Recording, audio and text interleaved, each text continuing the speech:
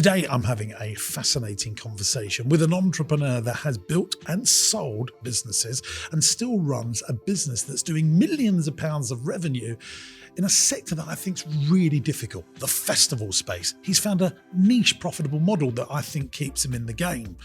Dodge Woodall, who is my guest today, has built a business in the content space. He's built one of the UK's most successful podcasts, racking up over 100 million views. And he's done that in just a few short years. At the end of the conversation, we go into, is the UK a great place for entrepreneurs to operate? Are we a country in decline? Are there other countries in the world that would be better to operate a business? All that's coming up in the show. Listen in. Jimbo, how you doing, mate? Yeah, good. Why are you so secretive about your numbers? Why do you care so much? What do you mean? Like when I was trying to get, well, what do you turn? We haven't started the interview yet. I want to get into it because my first thing before we get to know you is, why are you so secretive and care so much about people not knowing your numbers? Because I think it's quite private. I'm happy to talk figures and numbers and da-da-da, but actually when people go on shows and they say, yeah, I made £3 million, that's just not my style, mate. No, that's all. I appreciate that. Yeah, it's not being a secretive thing. It's actually, well, I guess it is. I guess it's keeping the close figures to your chest that only you and your family need to know. But we'll be jamming now for probably over an hour on this show. And I think people that are watching this are serious entrepreneurial people, really want to grow their business. They've got bucket loads of ambition.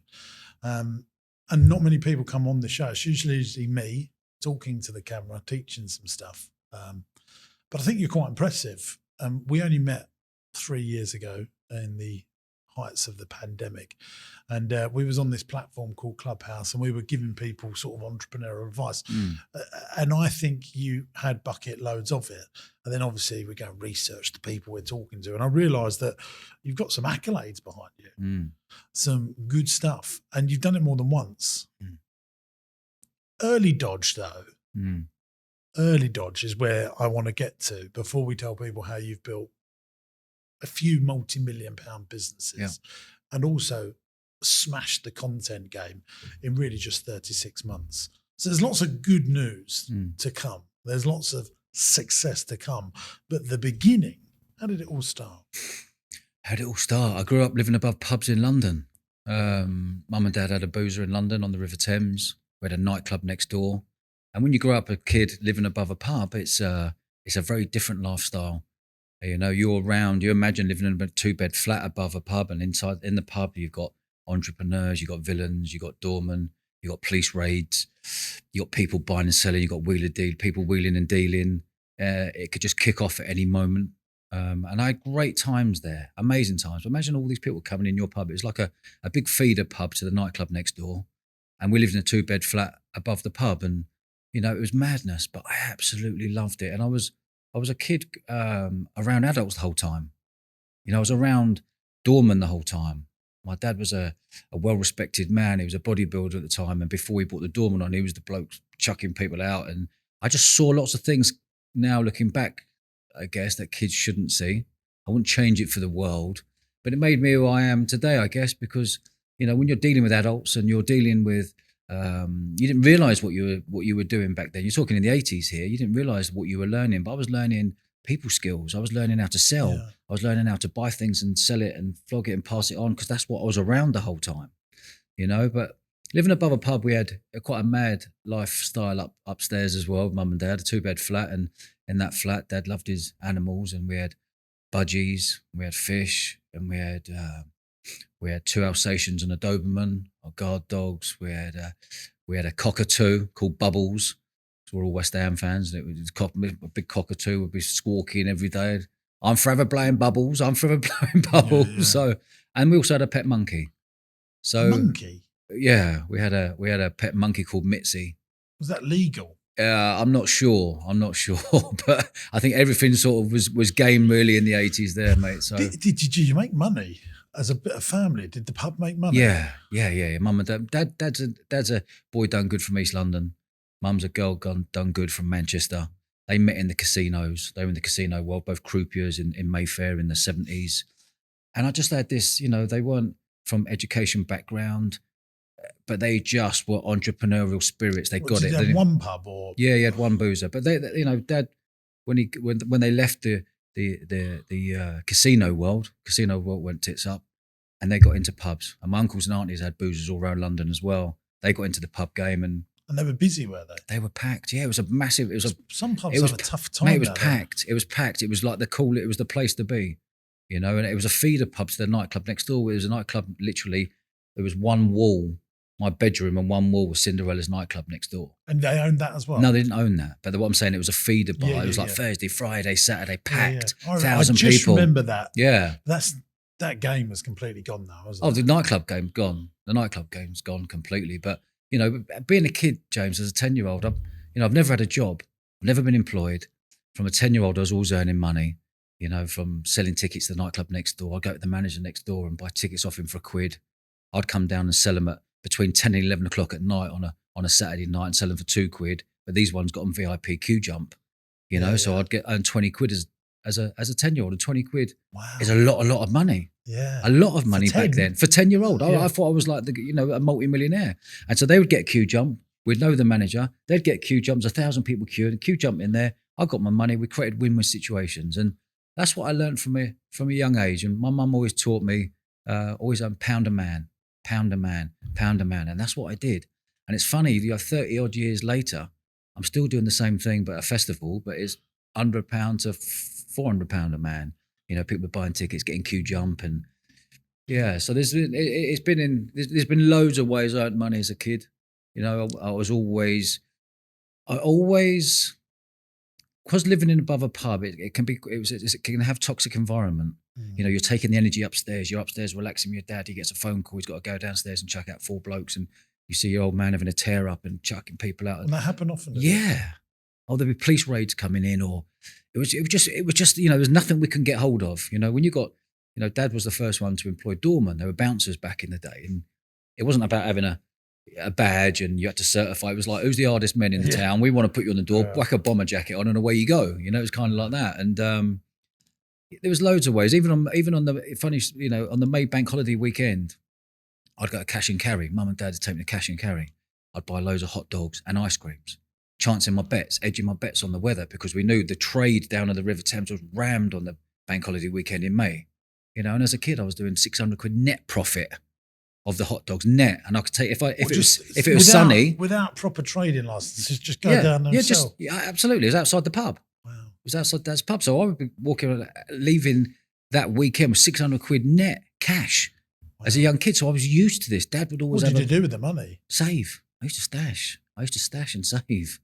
So by the time you was 18, you had a big wedge saved. Well, no, it just went on. And as you progressed from 13, 14, 15, other things come. You know, there was next to the on the back of the pub. There's 3 ways I earned money in the pub. At the back of the pub, there was a big Toys R Us. So the toys that they have a little chip in, there was a problem with. They put them in these big, you know, those big roller bins. Yeah. So I'd go.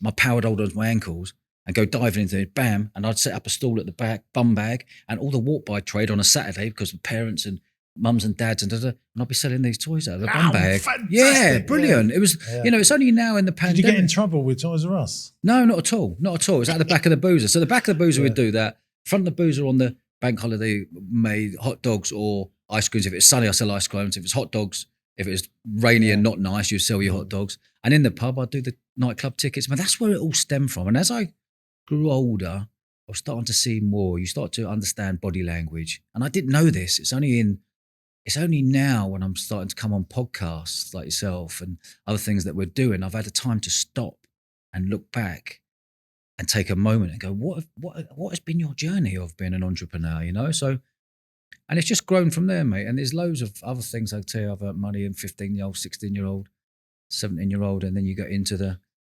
nightclub world. So, but you was in the gig economy then, but then you went into selling your own nightclub nights. Yeah, I become a promoter. And it's funny, as a 10-year-old, that's what you were doing. I guess you was promoting to sell tickets. You had huge amounts of confidence. Yeah, because I was around adults the whole time. Yeah. You know, I went to Ibiza when I was 17, and I was like, because when I saw I could earn money from tickets, I went to Ibiza and I was like, they're doing it amazing. They've got clubs there, 2,500, 3,000, 4,000 capacity. clubs. Everything was colour.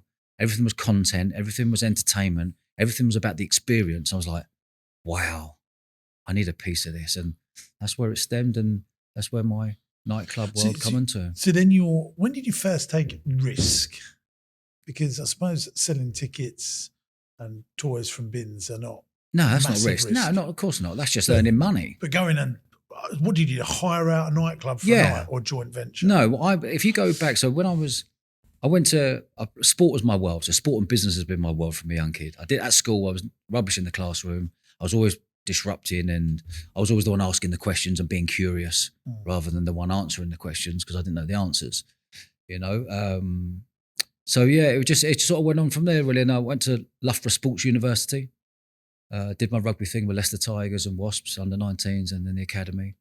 And then in my final year at uni, there was a local nightclub at Loughborough, big sports uni, as you know, and they were charging £2 to get in. Yeah. And I was like, well, I went to the club. I said, every single week it's £2. How's about we make it £3? I keep £1, you keep £2, and we're away, and I'll get more people through into the club. And the manager agreed. Wow. So signed. And how many did you get in? I had 1,000 every week, so it guaranteed me £1,000. I got it up to 2,000. I got Whilst you was a student? As a student, yeah. I got it up to 2,000 students every single week in that club, every Wednesday. You know, you were main face on campus. It was a campus-based uni. You were main face. Echoes nightclub, it was called. So I got 2,000. We knocked through the pool room and made it into another second room nightclub. So we got up to 2,000 capacity. The club were happy. I was happy. The students were happy. So with no risk, as long as as long as I was packing it out. Yeah, and so you were getting a couple of grand a week. I was at whilst a student. I was £2,000 a week whilst a student. I had another club in Wandsworth in London, and I was getting £1,000 a week from that. So it was £3,000 a week every single week of my final year student. So on a Tuesday night, it was Wandsworth. I'd drive down there, 3 hours to get down there, and 3 hours back. As a student, you were turning 150-ish grand. Well, I don't know what it was back then, but it was £3,000 a week. But remember, there's only 30 weeks in the student calendar. Ah, right. Yeah, because it was literally 30 weeks. You'd have your first term, your second term, and your summer. And how many years did you get that? When I did that, I was like, God, I'm onto something here. You know, I created a brand, and when I finished uni, I was going, I'm not going to go and get a job. I need to scale this business up. So when I finished uni there, I went and hired Ministry of Sound and put on a big party at Ministry with my best mate, Chris, who I grew up with from a 4-year-old. And we grew the business there, and we scaled that business up to 12 nightclubs every week all around the country. So Manchester, Birmingham, Leicester, Brighton. And you would get a share of the door price. Yeah, I would know, but the opportunity that I saw there, because no one was doing it. You had these big mega clubs back then, James, in 1999, 2000, 2001, mega clubs. It was Luminar Leisure. They'd have the 2,000 capacities, but those mega clubs were empty on a Wednesday, or Monday, Tuesday, Wednesday, Thursday, or Monday, Tuesday, Wednesday. So I'd go to the club and say, look, you're quiet, you're dead, you're not open. Let's open up. I'll promote the backside out of it, get all the students in there. I'll take the door money, all the door money. You take all the bar money. And that's what we did for 10 years.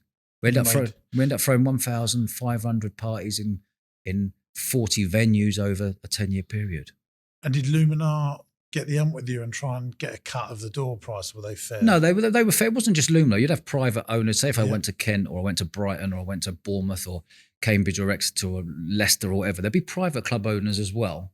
You know, it might be Poonah clubs, it might be Luminar, it might be other clubs. But the deals that we were getting, the best deal that we could possibly get, would we take all the door, you take the bar, and you pay the security.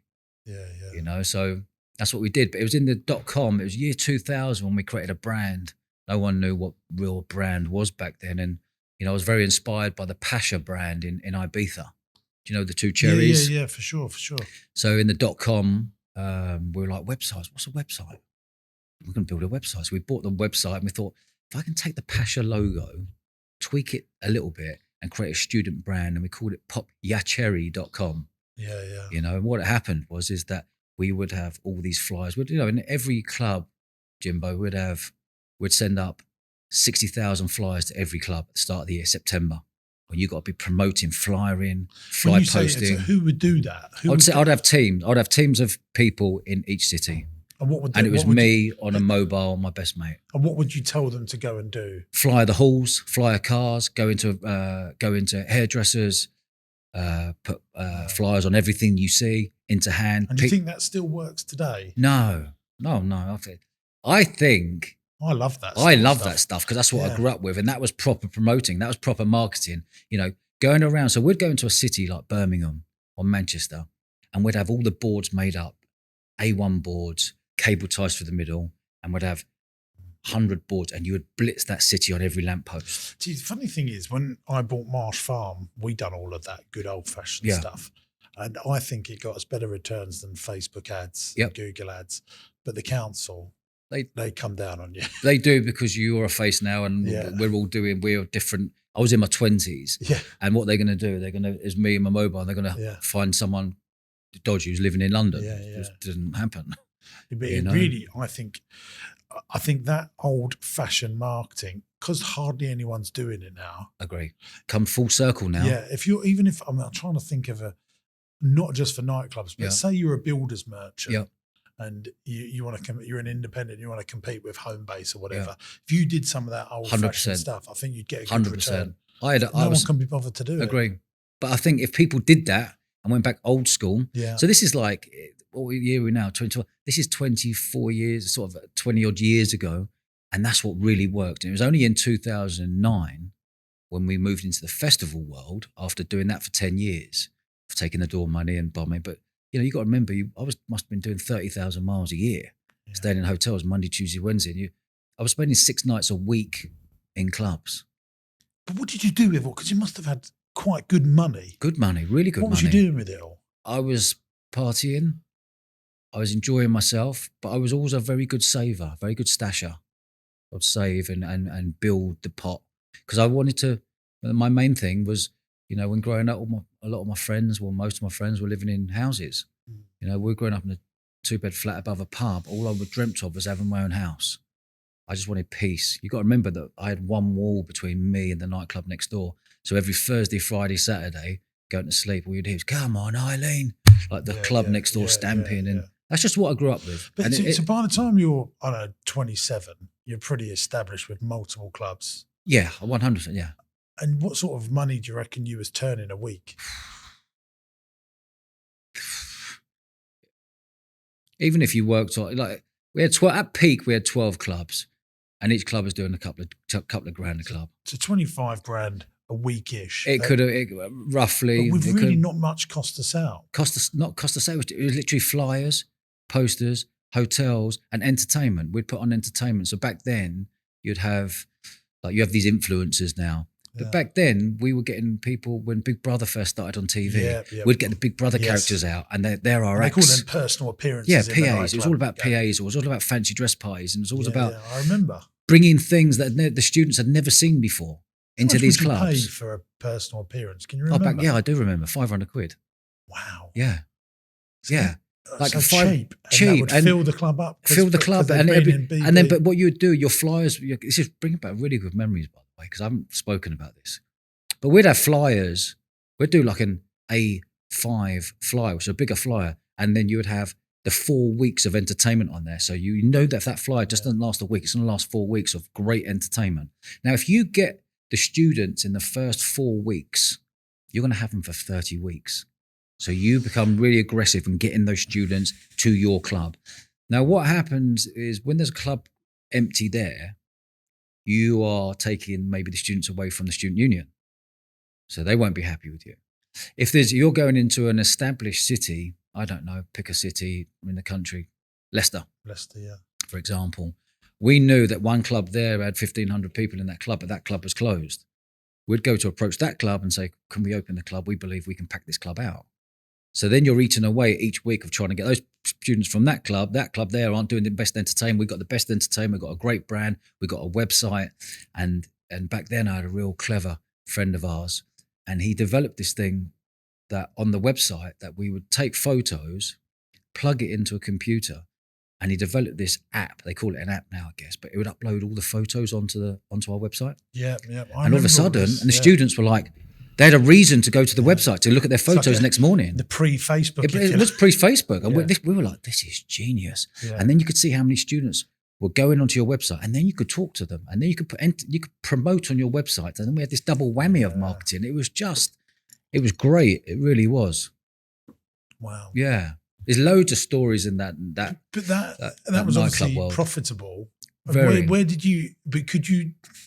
Because I suppose people went there to meet people, didn't they? Yeah. But the internet took over, and that's how people meet people now. Isn't Yeah. it? Well, it's sad. It's sad Yeah, now. it We're is we're sad in a social way. creatures, Jimbo. Yeah, And I'm still agree. a social creature. I still want to be out communicating, chatting, being curious. And that doesn't happen these days. It's funny, they call it social media, but actually, ironically, it's unsocial. Yeah. Because students But now aren't going social out. media really did kill nightclubs, didn't they?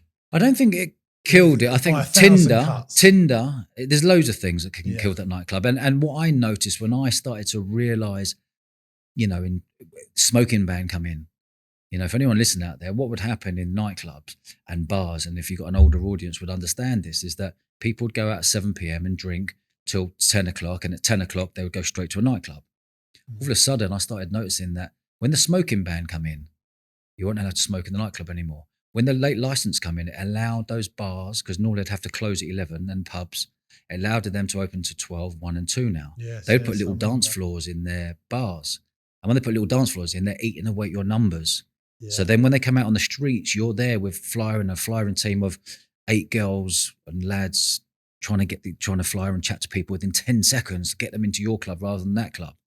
So there's lots of things that was affecting the nightclub world back then, which I clocked. And that was the point when I was thinking, okay, I need to start thinking quickly here.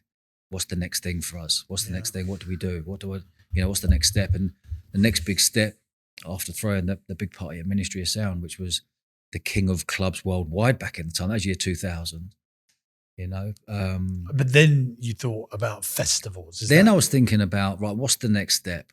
And a lot of promoters in that nightclub world move on to festivals. But it's a very dangerous game. That's when risk really came into it. Because, I mean, lots of festivals go bust, don't they? Yep. The funny thing is, our visitor attractions, WorldPay, who do all of our transactions for people to pay to come to our days out, I would say at least once every 3 years, WorldPay go, are you running festivals here? And they want to put security in. We go, no, it's the day out. We have to send them proof that we own the venue and all of that, because they see it as ultra high risk. Yeah. Festivals are ultra high risk to banks and credit card merchants. Yeah. But you, with yours, is now in its 17th year, isn't it? It's coming into its 17th year. I don't know when this is going now. It's coming to its 17th year at the end of May bank holiday. But because your festival, when you really look at it from me analysing it from an entrepreneurial business point of view, it's a niche festival, isn't it? Well, I come up with the idea in 2008. I moved down to Bournemouth from London with my wife. And I come up with the idea of creating something unique and different. And we created a sport and music festival, where at the time there was music festivals. You had your Glastonburys, you had your Readings, you had your Leeds, V Festival on the Isle of Wight. And there wasn't tons, but I didn't just want to be a music festival. And I kind of took my experience from 10 years of promoting, old school promoting, flyer and postering, chatting to people, building relationships, building teams of people, et cetera, et cetera. I thought, put it into creating a sport and music. My contacts in the rugby world, from being a player, and all my friends at the time were England players and top class players, and it allowed me to go, why don't I create something unique? And that's when the idea come around. And you had your Dubai Sevens and your Hong Kong Sevens, the ones that people pretty much know about. What does the seven? So yours is called the Bournemouth Sevens. Bournemouth Sevens. And what does the Sevens? Sevens is 7-a-side rugby. Fine. Yeah. So then what we did is okay, why don't we create a sport and music festival? And that's what we did. But because so the niche side of it, the rugby side of it, you then tap into the rugby community. Yes. And they see that no one else is doing this in Great Britain. Yep. So you become a home Yep. for people that are passionate about that sort of sport. That's sport, because it's the last bank holiday weekend in May. So this is seen as, I chose that date because people drink Friday, Saturday, Sunday, and no work Monday. Yes. So 3 days are on the bar. So, and also that date is the perfect time for end of season tours. So you've been playing rugby. There's 1,000 clubs around the UK, and all the different sports we have. We have rugby, netball, dodgeball, CrossFit, Football. hockey. No football.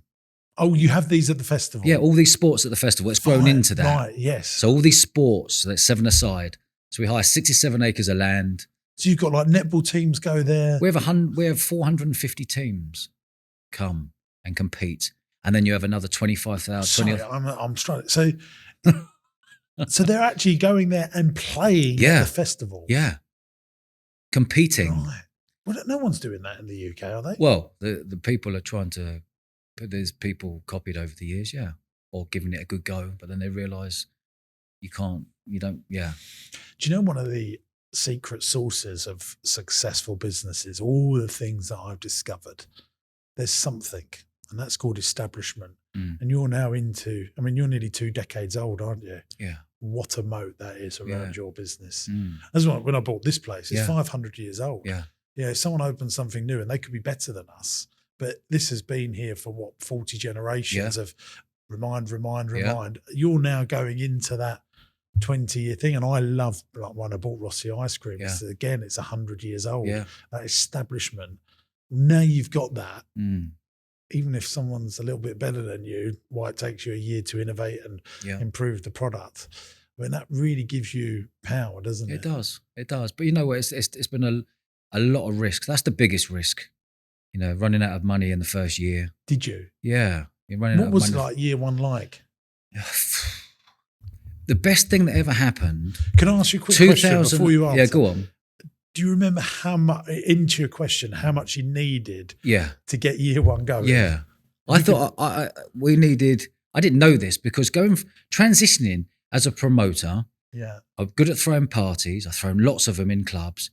I know how to create an atmosphere and I know how to promote and how to sell and how to market. Risk. And the risks were a lot lower back then because you had a DJ, you had your flyer in team, you had your flyers, your posters, and some entertainment. What's the worst that could happen? No one turns up and you've got an upset. Yeah, exactly that. Exactly that. But when you transition into going into throwing a big party, like having 12 nightclubs into a field, you got to think, I didn't know this. You got to think licensing, police, council, traffic plan, fire, marquees, toilets, showers, Wi-Fi, flooring, cash up front, like everything. The Securicorp van men with the helmets on, taking the cash, policing their security. Did you get things wrong in year one? Yeah, of course. What? Of course. I didn't know how many because in 2008, there was a massive transition. All of a sudden, the best thing that ever happened to me, I was flying and postering, and one day,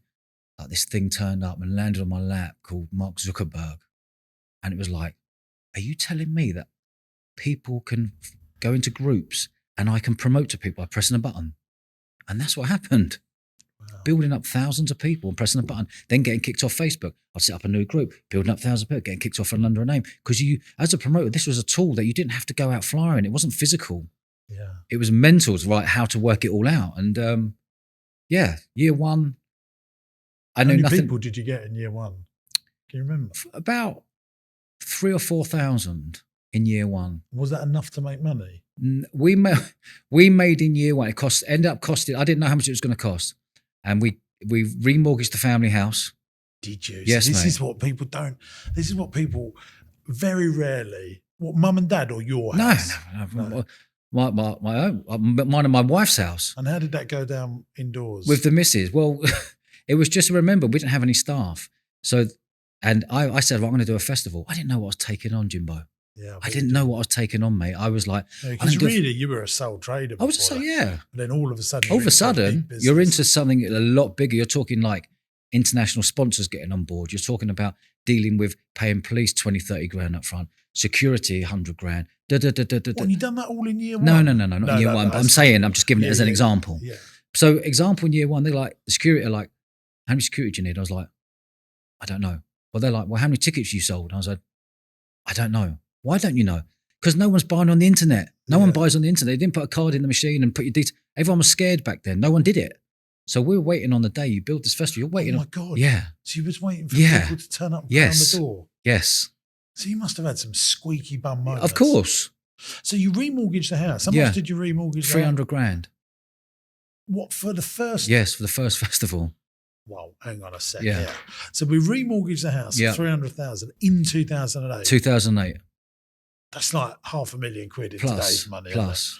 Yeah. So And this is when pre-sales. no. Everyone pays on the day. All the people who turn up will pay on the day. All we had was the teams entering by a check. They would write checks back then, and it was £100 a team, which was nothing.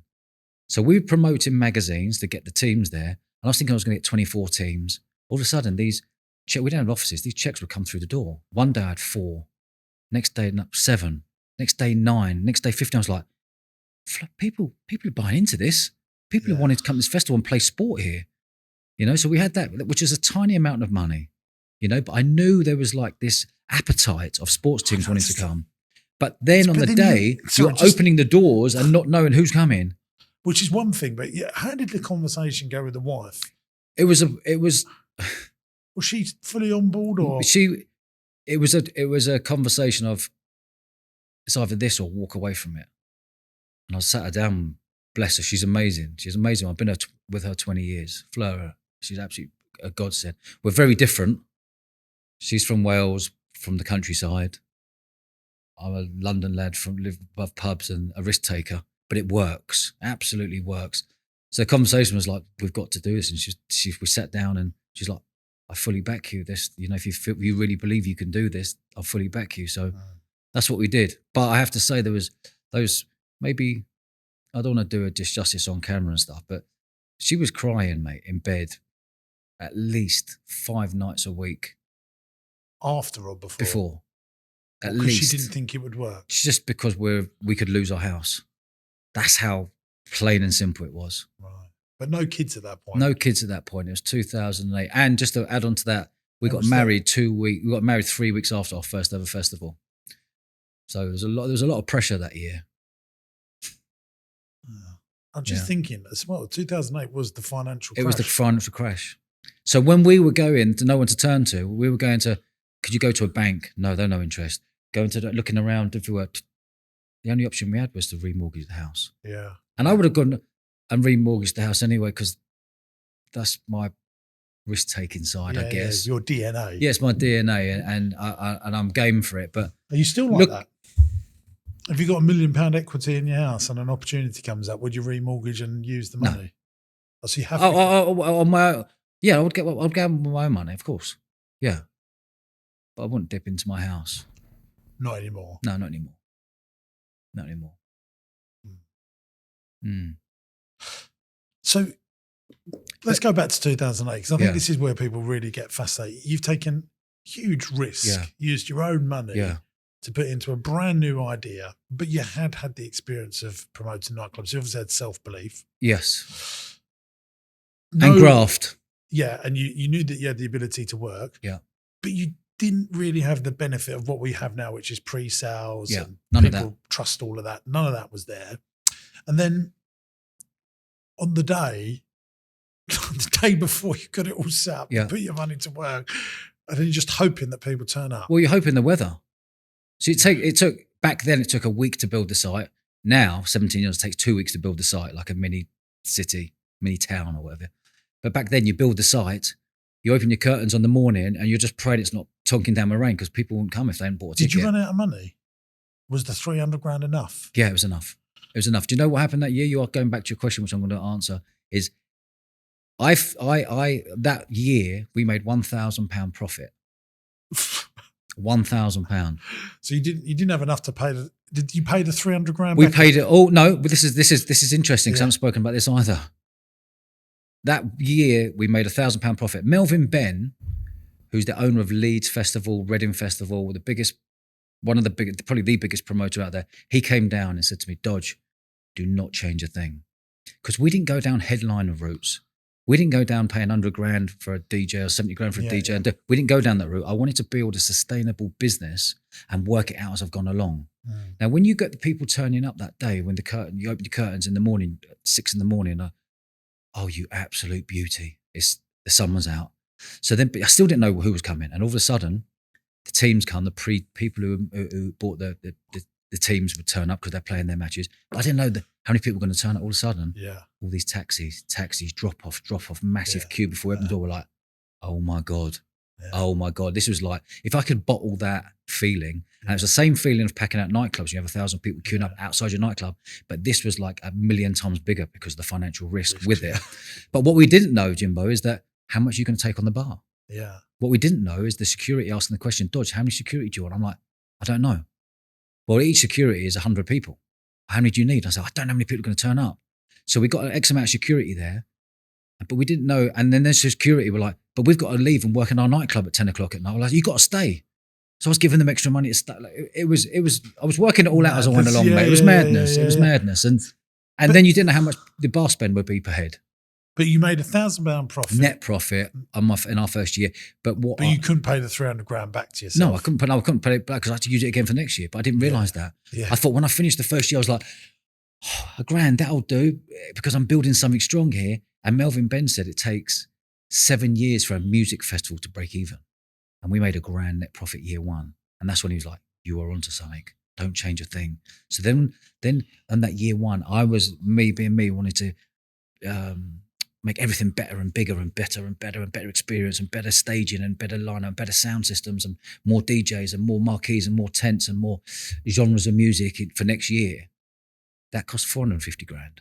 Right. So then I need more people to come through to break even. So on the end of the first one, you managed to top the bank account up back with 301,000 just for, but the next one's 450,000. So you've then got 150 grand gap. Yeah. How do you bridge that? More people.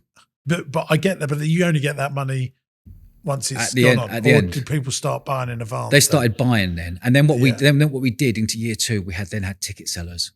Fine. So we went old school again. So we were like, back then, because it was all cash. Yeah. There was everyone was still scared. So then we'd have 50 ticket sellers around Bournemouth, Poole, Christchurch selling tickets, because back then it was only 20, 30. It was quite a localised audience other than the football. Apart from the rugby teams, and so rugby and netball, because I didn't want it just to be a sausage fest. Yeah. So I was like, I need girls there. Netball. Let's see how many netball teams we can get in. And netball blew up. Yeah. Like year one. Still popular now. Women's sport at our festival is bigger than men's now. Wow. So we'll have 450 teams, and netball will have 96 teams. Rugby will have 180 teams. Hockey will have 50 teams. CrossFit will have and that's how it's built. Dodgeball. There's another one. I did that as a joke. I watched the film. My name's Dodge. Why don't we add dodgeball to the festival? It seems a right laugh. It's non-contact. You throw balls, you catch it. So I've got these inflatables from China sent over. Big, massive inflatables, which is a pitch. Yeah. And then we created all these teams. We had like 64 teams. I put another 64 plus put up another about 80, 90 grand on the bottom line.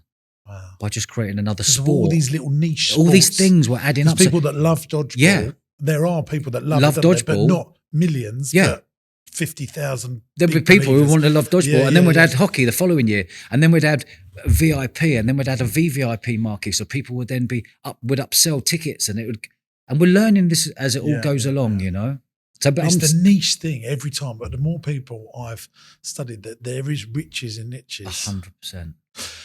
So year two, you then put more money to it. Yeah. What, at the end of year two, I think you make more than £1,000? Yeah. I think it must have been about 30 G's or something like that. But I knew. But then you was off. But I'm still no. You're off, but you're not.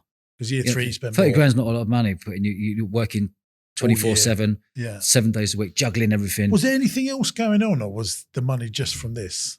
It was purely this. But then I come up with the idea. Live on 30 grand a year? That's what we did. Wow. That's what we did, and then we come up with the idea then of creating a sportswear brand. Right. And that's when we went for that. And that was then the second business. And that was Viper 10 Sportswear. The sportswear. We built that up after 8 years and then sold that in 2018. Yeah, but did you sell the gear at the festival? Yes. So we'd leverage our business. So we had 450 teams coming in. And back then they would have baggy rugby shirts. They'd have netball dresses. The netball dresses would just be a top and a thing. So we come up with the idea, was like going, right, we can make all your hoodies, tracksuits, all designed with all your designs on it, for all the teams coming. So all teams just be spending 2 or 3 grand a pop. Wow. So then all of a sudden we're leveraging our business of all these teams coming, and they're buying all the kit off us, pre-ordered. So when they arrive, all their kit's there for their whole squad of 20, 30 people. Fascinating. Yeah, it's been a journey, man. The thing is, my job really on this pod is to because you just, casually say all this stuff, and lots of people are taking risk. Yeah. Lots of people remortgage their house, put money in, and not paid themselves for 2 or 3 years. I don't think a lot of people on the outside of seeing successful people realise that stuff. Yeah. I mean, you took a lot of. I mean, that is big risk. You were late 20s when you done that. Yeah. 2000. Yeah. But whether you thought about it or not, for me, breaking it down, listening to you now, is you come up with a profitable business model, and you tweak the model. Loads of people are doing festivals. Yeah. But you looked at the model, whether you thought about it as you did, like as I'm analytically saying it now, but you created a model that had niches and profitability built into it, where most people would just go, let's get some big headliners. Yeah. Let's just do V Festival 0.20 or You've nailed it. Festival 0.20. You've nailed it. You created a better model. Yeah. And that model is now nearly 2 decades old. Yeah. And still independently owned by myself and my wife. Yeah. And most festivals go bust. Yes. Most festivals go bust. If you're a promoter of a festival, Yeah. most promoters would come in and go, I want to put on a festival. They don't realise the costs. So like, if you want to put on a okay festival these days, you're in for half a bar straight away. Yeah. Say £500,000 or 600 grand. Take the bloke out of London. But you can't make London out of But you'd be in for that now. Like if you're like Dodge going, let's go and create a festival. I'd go, okay, let's go and create, as long as we keep our standards high, let's call it 500 grand, 600 grand, risk year one. Let's see if it works, 700 grand, maybe. People went into that and realised that they're losing. Now, what gets in the way of a promoter is an ego of going, I lost money. Well, I don't want anyone to know I lost money. I'll go to year 2. I've lost more money. I'm getting myself into more debt here. This is crazy. Yeah, but I want to keep my ego. Okay, let's put some bigger acts on, because bigger acts might pull in more ticket sales. Oh, the ticket sales didn't work. The bigger acts have got paid their 60 grand up front times 4 of them. I'm in for £250,000 for the bigger act. Yeah. The promoters go through this and they get caught up in this. And that's the biggest killer. They get caught up in it. And then all of a sudden they've got to sell 50% of their shares. All of a sudden they've got to sell 80% of their shares. All of a sudden they're pushed out. And that's why there's not many, if very, very little amount of independent festival owners left. Yeah, I agree. Well, I've got a little story for you, Dodge. I started a children's festival. Did you? 8 years ago, called Kids Fest. 8 years? 8, 9 years ago. And I did it at my farm park. Yeah. It was a 2-day event, 5,000 people a day. That's all we wanted, because with kids. And then we would have Mr. Maker there, Mr. Bloom, the real ones. Yeah. Big stage.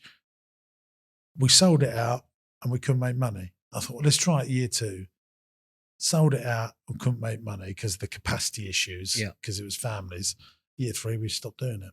Oh, you did you? Yeah, I just thought, you can't do this. There was no way it can make money, because you put all the money into paying the CITV, BBC children's stars. That's where all the money went. But with yours, there's not much secondary spend. Not a big bar. We did actually have bars for adults, but the real money. So you turn money. Say you return 300 grand. But what got people there was their children were going to see Mr. Maker. They were going to see Bob the Builder. Yeah. We would have like 2 stages, fun fair. Yeah. And I couldn't make it work. And I just thought, don't do this. But the revenue streams there are tickets. Yes. And a couple of ice creams maybe. Yes. Yes. The revenue streams with our festival is you got the team entries. Yeah. Coming as a squad of 30 people from Manchester or Wales or teams flying in from Dubai or whatever, rugby. And then you've got sponsorship. And then you've got ticket sales. Then you've got upgrade to VIP and VVIP. Yes. Then you've got all the 55, 60 catering units that are already there. Street food. Then you've got camping. Then you've got glamping. Yeah. And then you've got the bar. So the revenue streams must be what, 7 revenue streams? The big difference to a day out thing as well is if a family of 4 goes, 1 earner, maybe 2 earners paying for 4 people. Yeah. But if you're an 25-year-old going, you've not got much commitment and you spend just your money on you, you spend more, don't you? Yeah. Well, you pay your camping ticket. You're all in for 400-500 quid plus your booze. It might be 700-800 quid a weekend plus your transport, plus your food, plus getting there. And so fast forward on to year 17, which you're going into now. Yeah. At what point in that 1 to 17 years do you think, I'm really comfortable now, this is okay? 2012. So 5 years in. Yeah. Yeah, 20. And then did you grow every year, or did you have any dip years? No, we grew every year apart from 1 year. Hmm. And we know what year that was.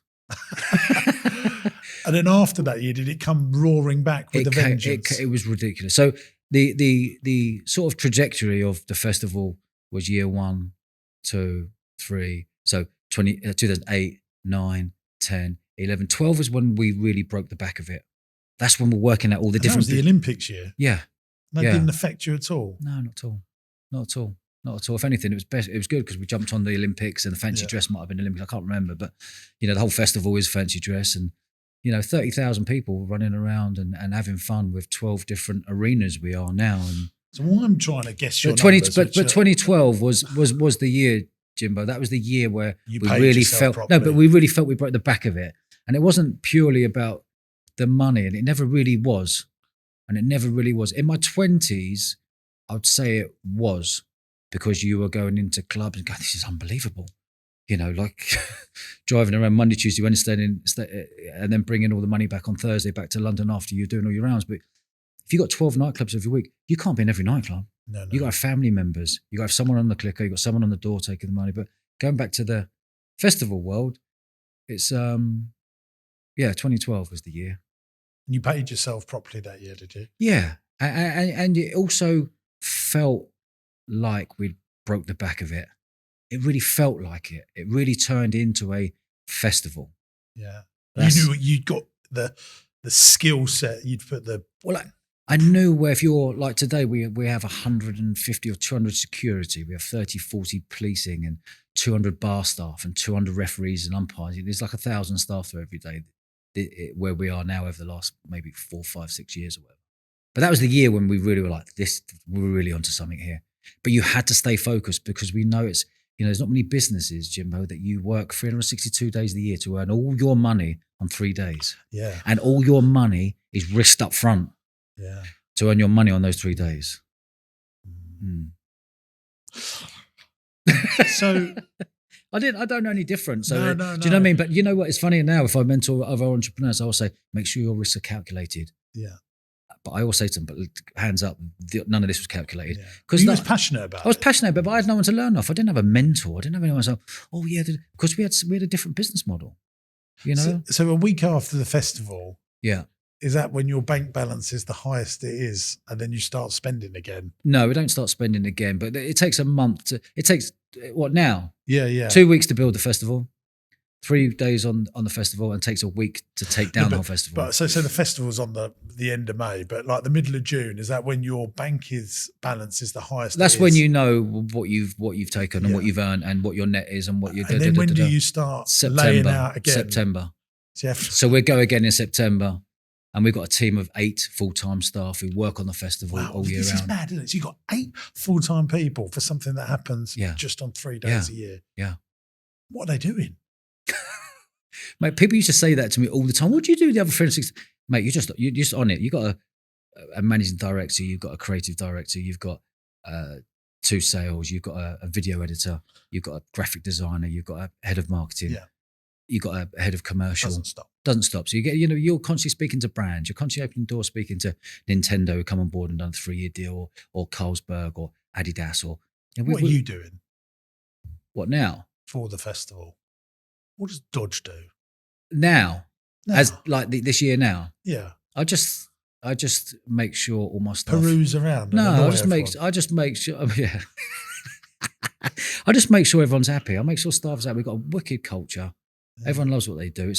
I've been to your office. It's got a good feeling. It's got a nice vibe, isn't it? Yeah. Yeah. Thank you, mate. But now I do other stuff, and I like invest in my own businesses. I prefer investing in my own businesses and get them up and running. I enjoy creating brands from nothing. I'm not a person who goes and buys companies and tries to take them on. That's just not my thing. What's the most money you've ever spent for something at the festival? Like, you bought all that gear from China. Is there anything you thought, Christ, that was a big check to write? Axe. What's the biggest amount of money you spent? Oh, not compared to anything that you've bought and stuff. But I'd probably say for an hour's DJ set, 35 grand. Yeah. And how does that feel when you? It breaks my heart, mate. It does. Because you know why? Do you know why? Because we had all these years of going, I'm not going down the act route. I'm not going down the act route. I'm not going down the act route. You caved in. No, not really caved in. It was just, it felt right. I wanted to build a sustainable business. And what I find is if you just go for acts, people just come in for the act. People are coming to our festival for the experience. Yes, it's such a brilliant experience. Yes. You'll meet friends for life there. You're dancing on tables. You're having fun. Fancy dress. People are getting on the sauce. It's just brilliant. It's a great atmosphere. So what we did is we sprinkled a bit of stardust on it in maybe 2017, I think. Don't quote me, Jimbo, but 2017 when we booked Example, who come and perform live. You probably don't know. Or Chase and 35 grand. or Chase and Status. You heard of Chase and Status? Chaz and Dave. I know Chaz and Dave. I tell you, Chaz and Dave would be good. Yeah, Chaz and Dave would be good. That. The funny thing is, right, before we started booking all this, Jimbo, I used to say that. All the younger lot would go, get them. Who's that? Get Chaz and Dave in. That'd be much better. I just said it. But yeah, rabbit. But 2017 is when we had Example. If you Googled him, you'll see how massive. And then we'd have Chase and Status. And this year we got Rudimental headlining, and we got Joel Corey and all the stuff the 18 to 30 year old. Do you think that's important to have that now? I think what we did in 2017, we'd always sell all our tickets out, and we'd only announce only announce the lineup. Yeah, we'd only announce the lineup, the headliner, a month before we opened the doors. Once you'd sold out. Yeah, because it was that people who bought a ticket were like, oh, what a touch! They've only got that headline. I've already got my ticket for that. This is amazing. So it created this wonderful feeling. So the events that say in May. Yeah. So that's finished. When do you put the tickets on sale on the current event for next year? No. I that's a really good question. I'll tell you exactly when we put tickets on sale, but we changed it this year. We always put tickets on sale on February the 1st. And that was really risky. And everyone around us would go, what are you doing? So you've got 3.5 months to sell. And I wanted to take that risk because I wanted to be different to every other festival. And I took that risk, and everyone around me was going, are you bonkers? Are you mad?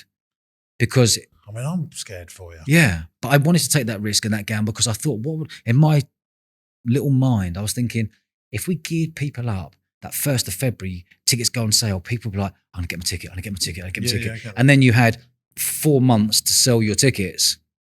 So, yeah. Why can't that be the 1st of July for the next year? It could be. This year we moved it to 1st of September, the first time we've ever done it. All right. But I've enjoyed that gamble. I don't know, it's something inside me that strange. It's strange. I mean, I like a gamble, but I like the cash flow in the bank. Yeah. Interesting. It's interesting, mate. It's an interesting. There's so many stories in there, by the way. So you've paid court cases, Warner Brothers, using the Superman. Year one. This is bringing back amazing memories, mate. Do you want me to? Yeah, tell us. Yeah. One of the stories in year one was our Bournemouth Sevens logo was like the 7. I wanted to use yellow and red and a bit of blue in there. And I was like, right, if I take the Superman logo, get my graphic designer back then, who was a mate of mine working in his flat, turn that into Superman logo, but make it say Bournemouth Sevens. And instead of the 7, put the Superman logo like a 7. Yeah, Bam, done that. And I thought, right, I've printed out 100,000 flyers, posters. And they came for you. Mate, they came for me. But I knew at the time, I thought, if they come for me, the word's going to spread very, very quickly. Anyway, I got a letter one day, came home, during our offices back then, come home, there's a letter on the door, and there's this letter that I picked up, it was really heavy, and had this big stamp on the top right-hand corner, said Warner Brothers. I was like, oh, shit, here we go. Open it up. Yeah, it was. So, yeah, but it was a lawyer's really, really powerful letter. Yeah. So I phoned up. I was literally late 20s. I acted naive and stupid. Sorry, blah, blah, blah. They wanted all the flyers, proof that they've all been burnt. They want all the posters taken down. And he said to me, the lawyer went back and forward. And honestly, you are panicking. You know, I was a lot younger than I am now. Now I wouldn't panic. I didn't really panic. I don't know what I'm saying. Now maybe. And I was just like, right, so I've got to deal with this. Changed the logo, and I went around my mate's house at 3:00, and then we'll redesign it. We've got to send it back to them for them to sign off and go, yeah, that's fine now, but prove everything's gone. Yeah. And he did say to me, he went, you know what? You're one good promoter if we could find out about this. Because I said, what, they're just lawyers looking for anything around the world. I've had loads of Oh, you have you? Okay. Yeah. For we done a Charlie and the Chocolate Factory event. I think it was Warner Brothers. Yeah. And that came on to us. Yeah. And we done a we actually done a Harry Potter themed event. That was Warner Brothers. Oh, really? Was I think it? Warner Brothers are onto us. So, yeah. Mate, but in there, mate, there's so many stories in that 17 years, which obviously won't go But into. just the risk of, because I think paying 35 grand for someone for an hour, if you're a frugal entrepreneur, yeah, it sounds like that It's you a lot of obviously dough. are. Yeah, but you've got used to writing those checks. Or are you still?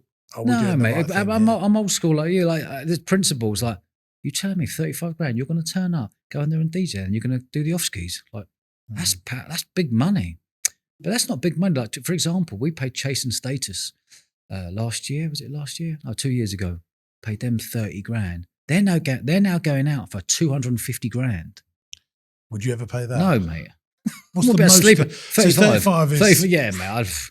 I don't. I'm. Yeah, it's not my style to go, yeah, well, we'll have some of that. Go on, give it some. I'm still. Money is, you What does it protect cost? your. What are you like thinking? Like toilets? What do toilets cost you at a festival? I don't know what the finer details of the toilets are, mate, but toilets we'd have to get in 150 cabin toilets. You know those horrible ones what everyone uses. And then in the VVIP and VIP, we have the posh toilets. We have cleaners there, and it's all beautiful, like you would get at Ascot races or what have you. But you've got at least 100 grand on toilets, haven't you? it's got this. I don't know the full figures of it these days. But what about a big stage? What's that cost to hire? Well, all the marquee, or maybe the marquees, all the marquees together, big tops and the marquee. That's got to be 100 and something grand. Security. Do you have a big outdoor stage? Is it all in big tops? It's all you've got big tops. Yeah. And like we got our VVIP, which is like an event within an event. It's like being at an Ascot with private DJs, cool. It's a really cool crowd, an older crowd, and they're looking over the main pitch. So you must be doing. Here we go. Here we go, Tim. Have a little prod. Do a little prod. You're definitely doing over 5 million, aren't you? I'm not sure on the total turnover. Yeah, turnover. Yeah, but I'm not sure. 100% Yes, sure, mate. you are. Yes, you are. You're doing over 10 million, between 5 and 10 million. You've got to give me at least that. You work it out, mate. It's 30,000 people. Work out the sums. You're always prodding me on the phone, aren't you? Dodge, just tell me. I reckon you're doing 7 million turnover. I must be sort of close, am I? I don't know. Which is very impressive for a 3-day thing. Yeah. Is that a yes to what I'm saying? It's the unknown. It's the unknown. So whilst running this 17, nearly 20, and that's going to be a big, so what's 2 more years after this one? Yeah. No, 3 more years. It's our 17th year next month. 20 year, that'd be a nice, that's a nice feeling. Yeah. That's proper. But even 10 years was a massive milestone for us. 20 years is something else than that. And we come into year 13, and that's when the pandemic hit. And as was leading up, I was like, unlucky if I'm coming year 13, be good to me, be good, come on year 13. And all of a sudden you get the Boris Johnson on 23rd of March 2020 saying everything's stopping. Yeah. That was when it was just like, boom. So did you have to give everyone their money back? Yeah. So we put it out there. So we were sold out, 30,000 people, sold out. We're opening the doors in 2 months. And then all of a sudden Boris spoke. Yeah. So then we had to move really quickly. So we're like, May bank holiday, shit, what are we going to do? Let's move it to August bank holiday. But it's not easy just moving a festival. You've got to speak to the police, you've got to speak to the I remember talking to you about all this. Yeah. That's when we first started chatting, wasn't it? So did most people want to hold over, or did lots of people want their So money when back? when we put it out there and said, we're moving into August, we're going to give you full refund if you want a full refund or stick with us. All of a sudden, for 2 weeks, every day, beep, beep, beep, want a refund, a refund, a refund, a refund. We're like, oh my God, Jesus Christ. Oh. And then after the 13th or 14th day, everyone just stopped. It was weird. We added it all up, gave them the refund. 80% of people stuck with us. Yeah. And then did you resell the other 20%? Yeah, of course. Plus. Yeah. So they stuck with us. Yeah. But it didn't happen in August. The whole thing got cancelled in August because of the pandemic. Oh, wow. So we're now going, guys, if you want a refund, that 80% refund, you're more than welcome, but stick with us, and we're going to come back in May. That 80% stuck with us in May. Yeah. So what I'm saying is we built such a wonderful following, a lot of love and a lot of respect over the years because we put on a really good show. People that go to your festival know who you are. Are you a personal brand within Bournemouth Sevens? Yeah. So someone 100%. walking around, one of them 30,000 people know who Dodge is. Oh, yeah. I would imagine so. Yeah. You get a lot of... Why don't you do your own DJ set and pay yourself 35 Give me a grand? 35 bag. DJ Dodge. DJ. Yeah. Yeah, no, it's a lovely feeling because people are really respectful. They want to shake your hand. They want to have a photo. They want to say thanks for this festival. And I'm going, thank you for coming. You're paying us, and they're going, thank you for putting it on. There's a lot of love there, mate. Yeah, I can see that. Yeah. So good business model. It's got a niche. We don't know how much money it makes because you're very cagey about it, but I'm guessing it is profitable because you've been doing it year on year. I reckon you're making over £500,000 for 3 days profit, which is good. I mean, you're not confirming or denying, but that's where I'm guessing.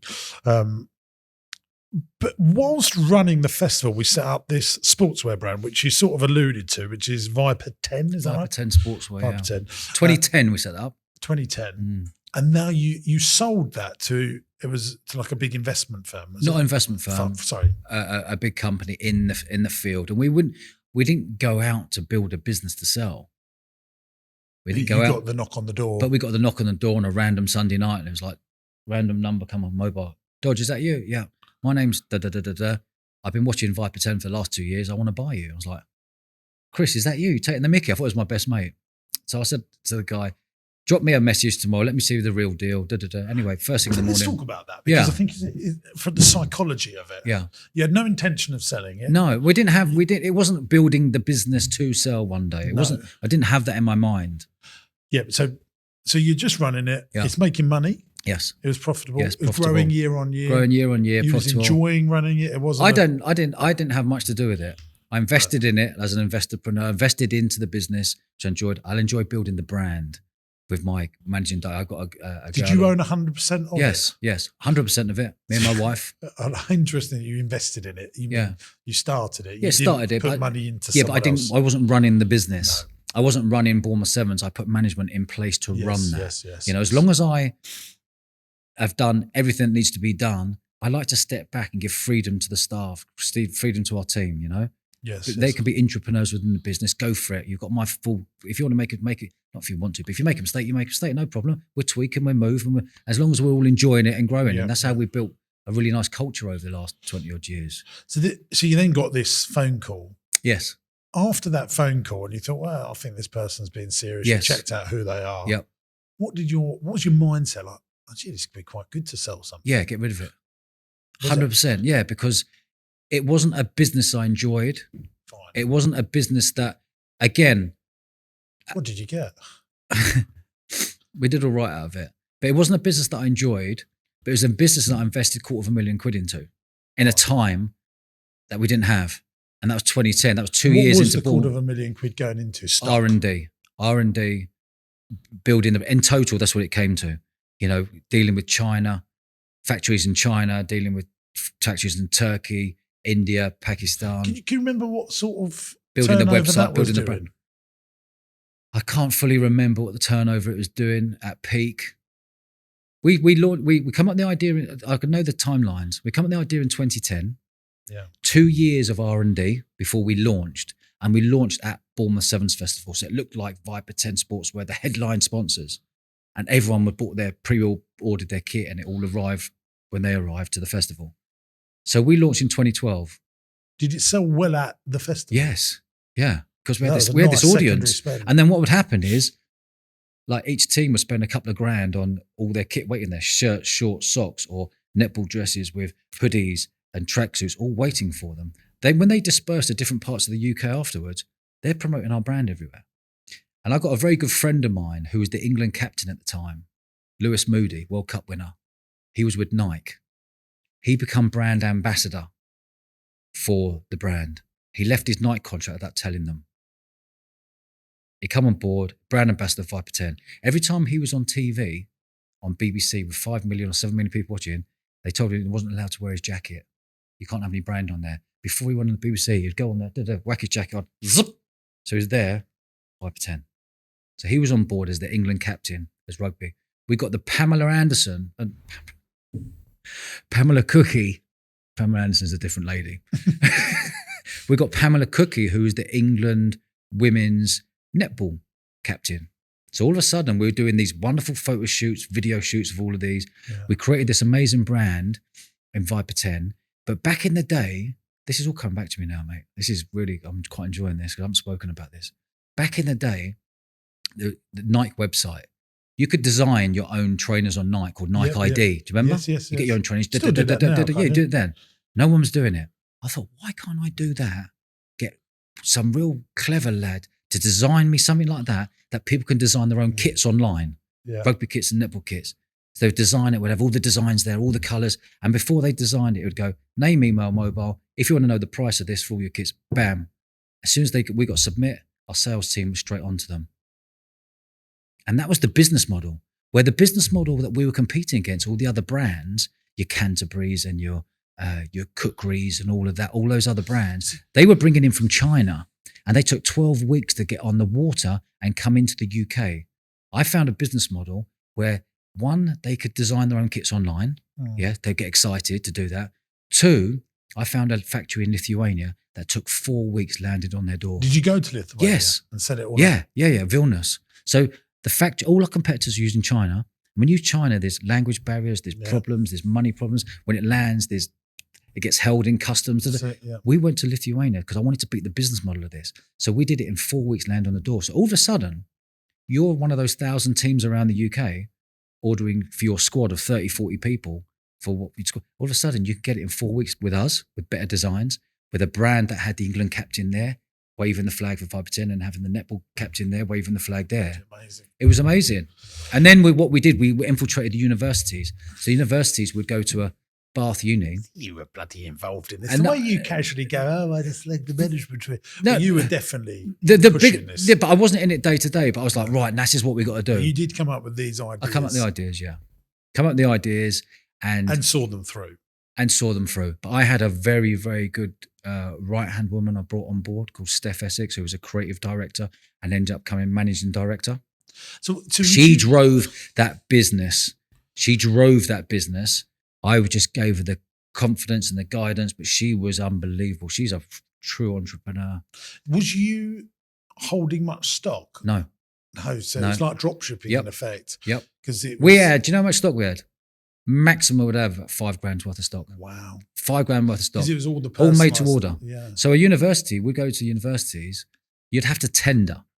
God, this is bringing back proper memory. You'd have to tender. So you'd go into university, there might be 8 brands going into Manchester University. Yes. There's a $200,000 deal there. You'd have to tender. You'd have to do a book of 20 pages, the designs, where we're getting it from, all the benefits of going with us, etc., and then you'd win that tender. So it's quite, you had recurring income from it because every year they need new kits, new players. Yeah, new students coming through. Third year's leaving, first year's coming through. And it's still running today as Viper 10? I don't know. I haven't paid any attention at all. We sold it in 2018. Not paid one bit of attention. It's gone. Next. But you got a nice payday. Got a nice payday from that. And also, it's a business that I would never, ever do again. Oh, really? Yeah. Why? Just because I saw the team. It's labour intensive. You're putting into tenders where you're investing money, time into tenders that you may not get. You're given all your designs that university might go, well, thanks for all designs. Nike are doing a cheaper price, but I like your designs. We're going to amalgamate them. And the people who put into tender have just wasted 2-3 weeks of graft going into it. So all these things were just making me go, I don't really, because I'm not in data, so I wasn't super, but I don't really like that business model. It's very new to me, but the reason why we've done it is because we saw that there was leverage of all these teams, but it then grew into Australia was a big market for us. Dubai was a big market for us. And as was New Zealand. 10? Yeah. Wow. Yeah, they were big markets for us. I suppose because you're just building the website. You're building the website. And Lithuania would ship it direct. Straight direct. But you've got to think the rugby playing countries and netball playing countries worldwide, the biggest ones are New Zealand, Australia, England. And then you've got Dubai as well. Do you know what I mean? So those countries work for us really well. We'll take a little toilet break here. Yeah, mate. Yeah. This is not for continuity. Dodgy, he's laughing now as we cut in this edit. We now come to the stage 2 of the Dodge Woodall entrepreneurial career, which is content. Content. How we met. Chuds swears that we met 6 years ago. He did, didn't he? Yeah. Oh, you are wrong. Oh, he's in. Is that a grand? We had a grand in there, didn't we? Yeah. I think though, what that definitely proves, like I discussed with you, I think when you're making as much content as I do, and I know that you do, it does just seem like everything happened in the last year. Yeah. And you've made 250 videos on YouTube now, haven't you? Interviewing some of amazing people. Yeah. But we met in the pandemic on a social media audio platform called Clubhouse, which I don't think anyone will even remember. No. And we had some good conversations. Yeah, we had a good laugh when we met, didn't we? Because everyone had time, didn't Yeah. they? It was like you were forced into retirement. Yeah. And we hit it off, and then you got me on your show when it was very small. Yeah. I came to Bournemouth and you interviewed me. Yeah. But your channel, just give us the headlines on it. The headline, what? In terms Launching. Well, we launched, obviously, when the pandemic hit, it was like, lost my festival in that year we spoke about. Yeah. It then came back the following year. But in that period, I was thinking, right, I need to think of something that's pandemic proof. So we created 2 new businesses. One, an online events course called Event Crowd. That's still going. That's going, yeah. That's into its 2nd year of trading at the moment, 4th year as a brand. But we also created Just before you, what is that? What does it do? It's an online events course. So in the pandemic, the events world went tits up, as we know. Yeah. Lots of people were leaving the events industry. I was like, all these people leaving the events industry, we need to get a new breed of people coming through the events industry. For when it all goes back. So I come up with the idea of creating a brand called Event Crowd, we called it. And I brought 40 of the world's leading industry experts in, from Glastonbury, from the Olympics, from London Fashion Week to Chelsea Football Club. I brought them all in to pre-record and film, And this is like an online university. Online university. For people that want to know the event space. 100%. You might be a career changer and going, you know what, I'm cheesed off being a estate agent, or I'm cheesed off being a bank manager. I want to get in the events world. We've basically created a fast track for you to get into the events world, and you can do that in 3 months in your own time at home. You're making money from and it? You're learning. We're building the brand. Are you making money, or is it? Yeah, of course we're making. Yeah, what, as we sit today. Yeah. But that's gone from an idea event. Again, that was an investment of about 250 grand. Wow. In 2020. So research development, get them all in, pre-recording, We're in our 2nd year of trading, 4th year as a brand now. We're in our 2nd year of trading. And we went from 3 full-time staff last year, and now we're up to 6 full-time staff working on that. And there's enough people that want to keep on learning this stuff. Yeah. To fulfill. But we didn't know, Jimbo. Again, it was a gamble. How'd you get your customers? Google, pay-per-click.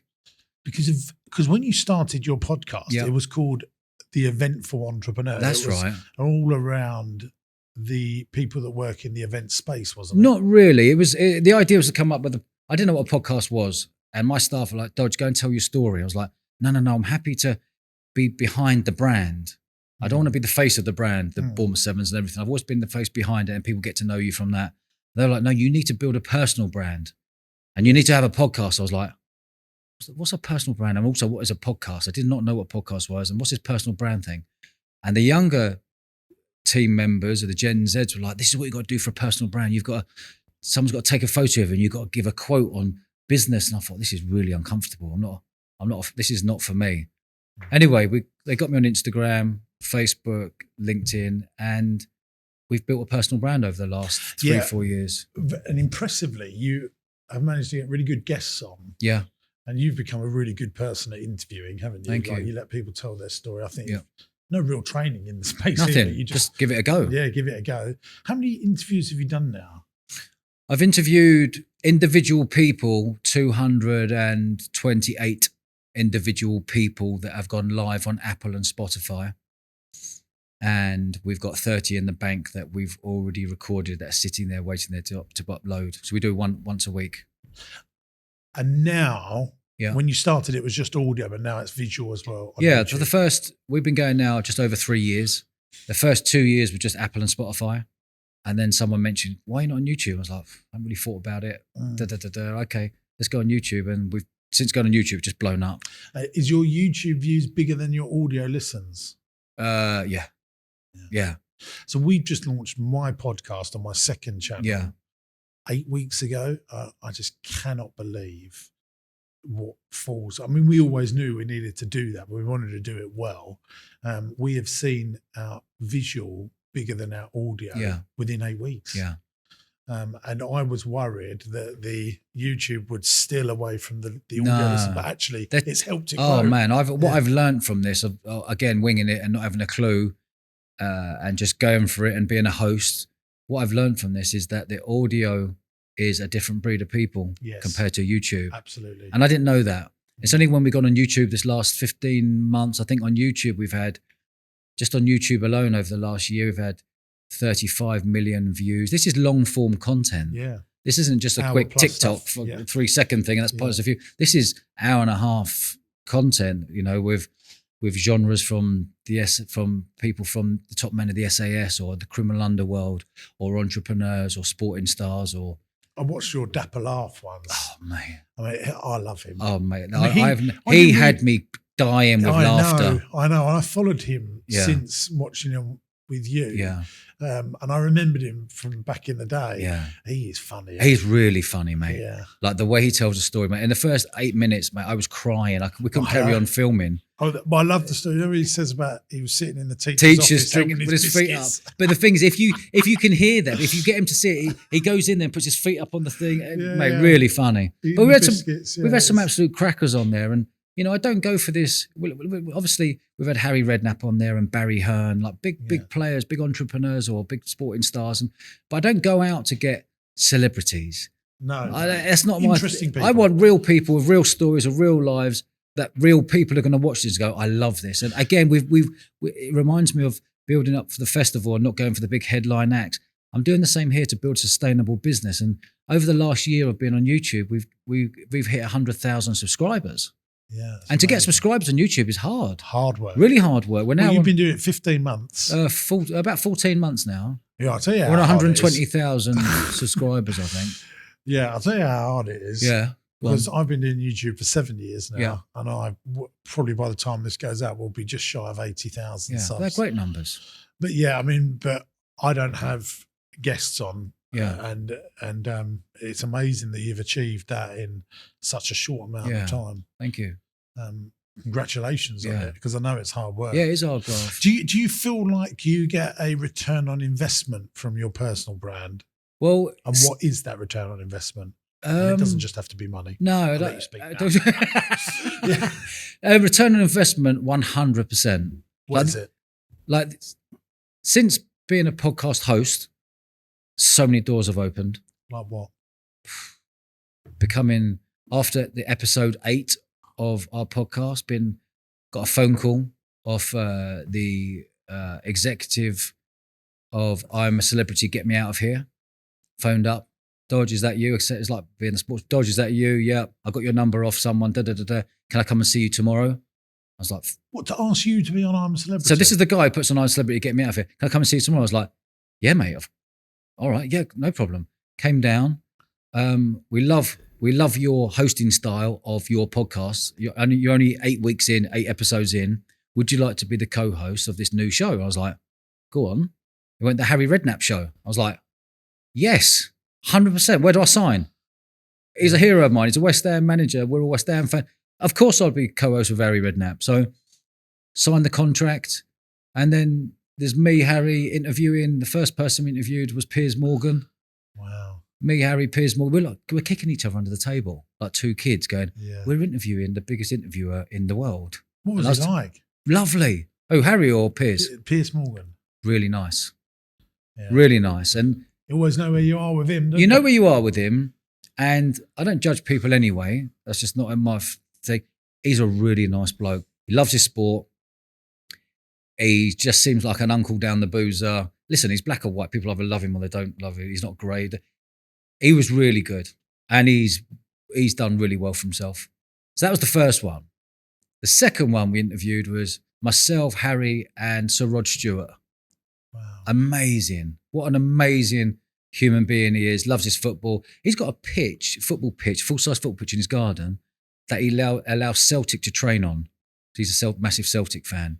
Yeah. He invited us. In fact, we need to follow up on this. Remind me of that. Is he invited me because me and Harry have never been to a derby, which is like your Celtic Rangers, and that's I've been to some big games around Europe, and I love going to check out stadiums, whatever sport it may be, and atmospheres and all that. And he invited us up. He said, "I'll get you on our private jet and take you up to watch Celtic Rangers." And wow, lovely guy. What if he said, "If you give me 35 grand, I'll sing at Bournemouth Sevens"? Yeah, I'll take it. Yeah.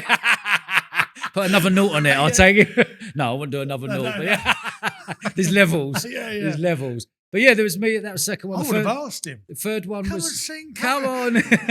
We're are friends. sailing. We're friends. You don't want any money. Just come have a little sing song. And then it was like Frankie Lampard. We had on Jamie Redknapp, Ramesh Ranganathan.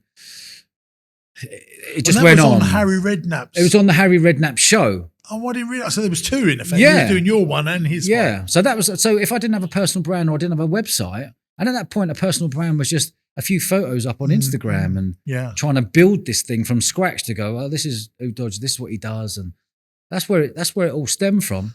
So that was an amazing experience. And then the next one experience, because of having a podcast and a brand, I guess, was I got a phone call off this lady saying, Dodge, we want you to be a dragon on Dragon's Den for this show. Wow. And I was like, and that was a message come through. I don't think anything. I said, she said the show is called The Sidemen. And I was like, okay. I didn't really think anything of it. And then a week later, she come back and went, Dodge, they're filming tomorrow in London. They want you up here to be one of the dragons on like a pretend Dragon's Den for this program called The Sideshow. YouTubers. I was like, go on. I sent it to my team. Didn't think anything of it. And I went, shall I go on this or not? And they were like, are you joking me? Like, Sidemen are the biggest YouTubers in Europe. Right, yeah. Like, they're massive. Yeah. So I went up there to London. They had all these cameras hidden around and whatever and we filmed. And I think within like a few weeks, got 13 million views, like long form content. Wow. Yeah, wild. But that was a really weird experience for me, if I'm honest with you, Jimbo. So that one was. Some of the return on investment, brilliant connections. Amazing connections, good people. Money can't buy connections. Money can't buy, and doors opening. And, you know, with the podcast, as you know, we don't take any sponsors on our audio. And a brand, we're always looking for the right brand. We had 5 brands approach us. We want to give you this amount of money to be on your podcast and work with us. I want you to wear this clothing. And none of them felt right. I didn't want to take it. And then there's one brand come along called Through Dark.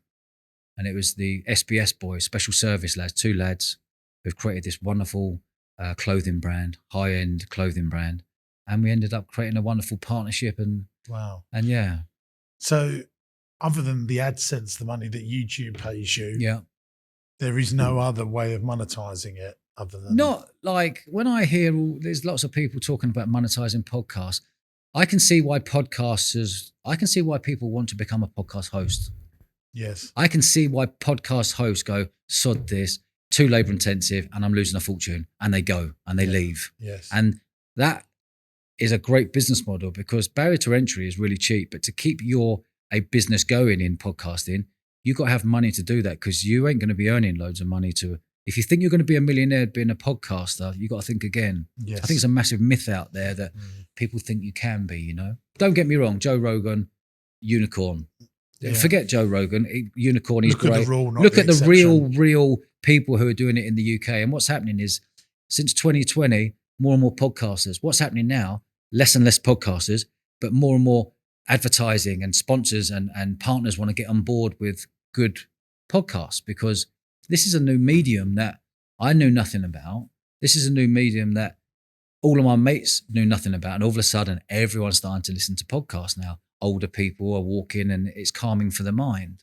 You know, you're in a car, instead of listening to like a radio, just all in the background, you can go, I've got an hour's drive, I'm going to listen to this conversation and you're learning. It's like being... Are you listening to podcasts that are not your own? Not really. I listen to a few of yours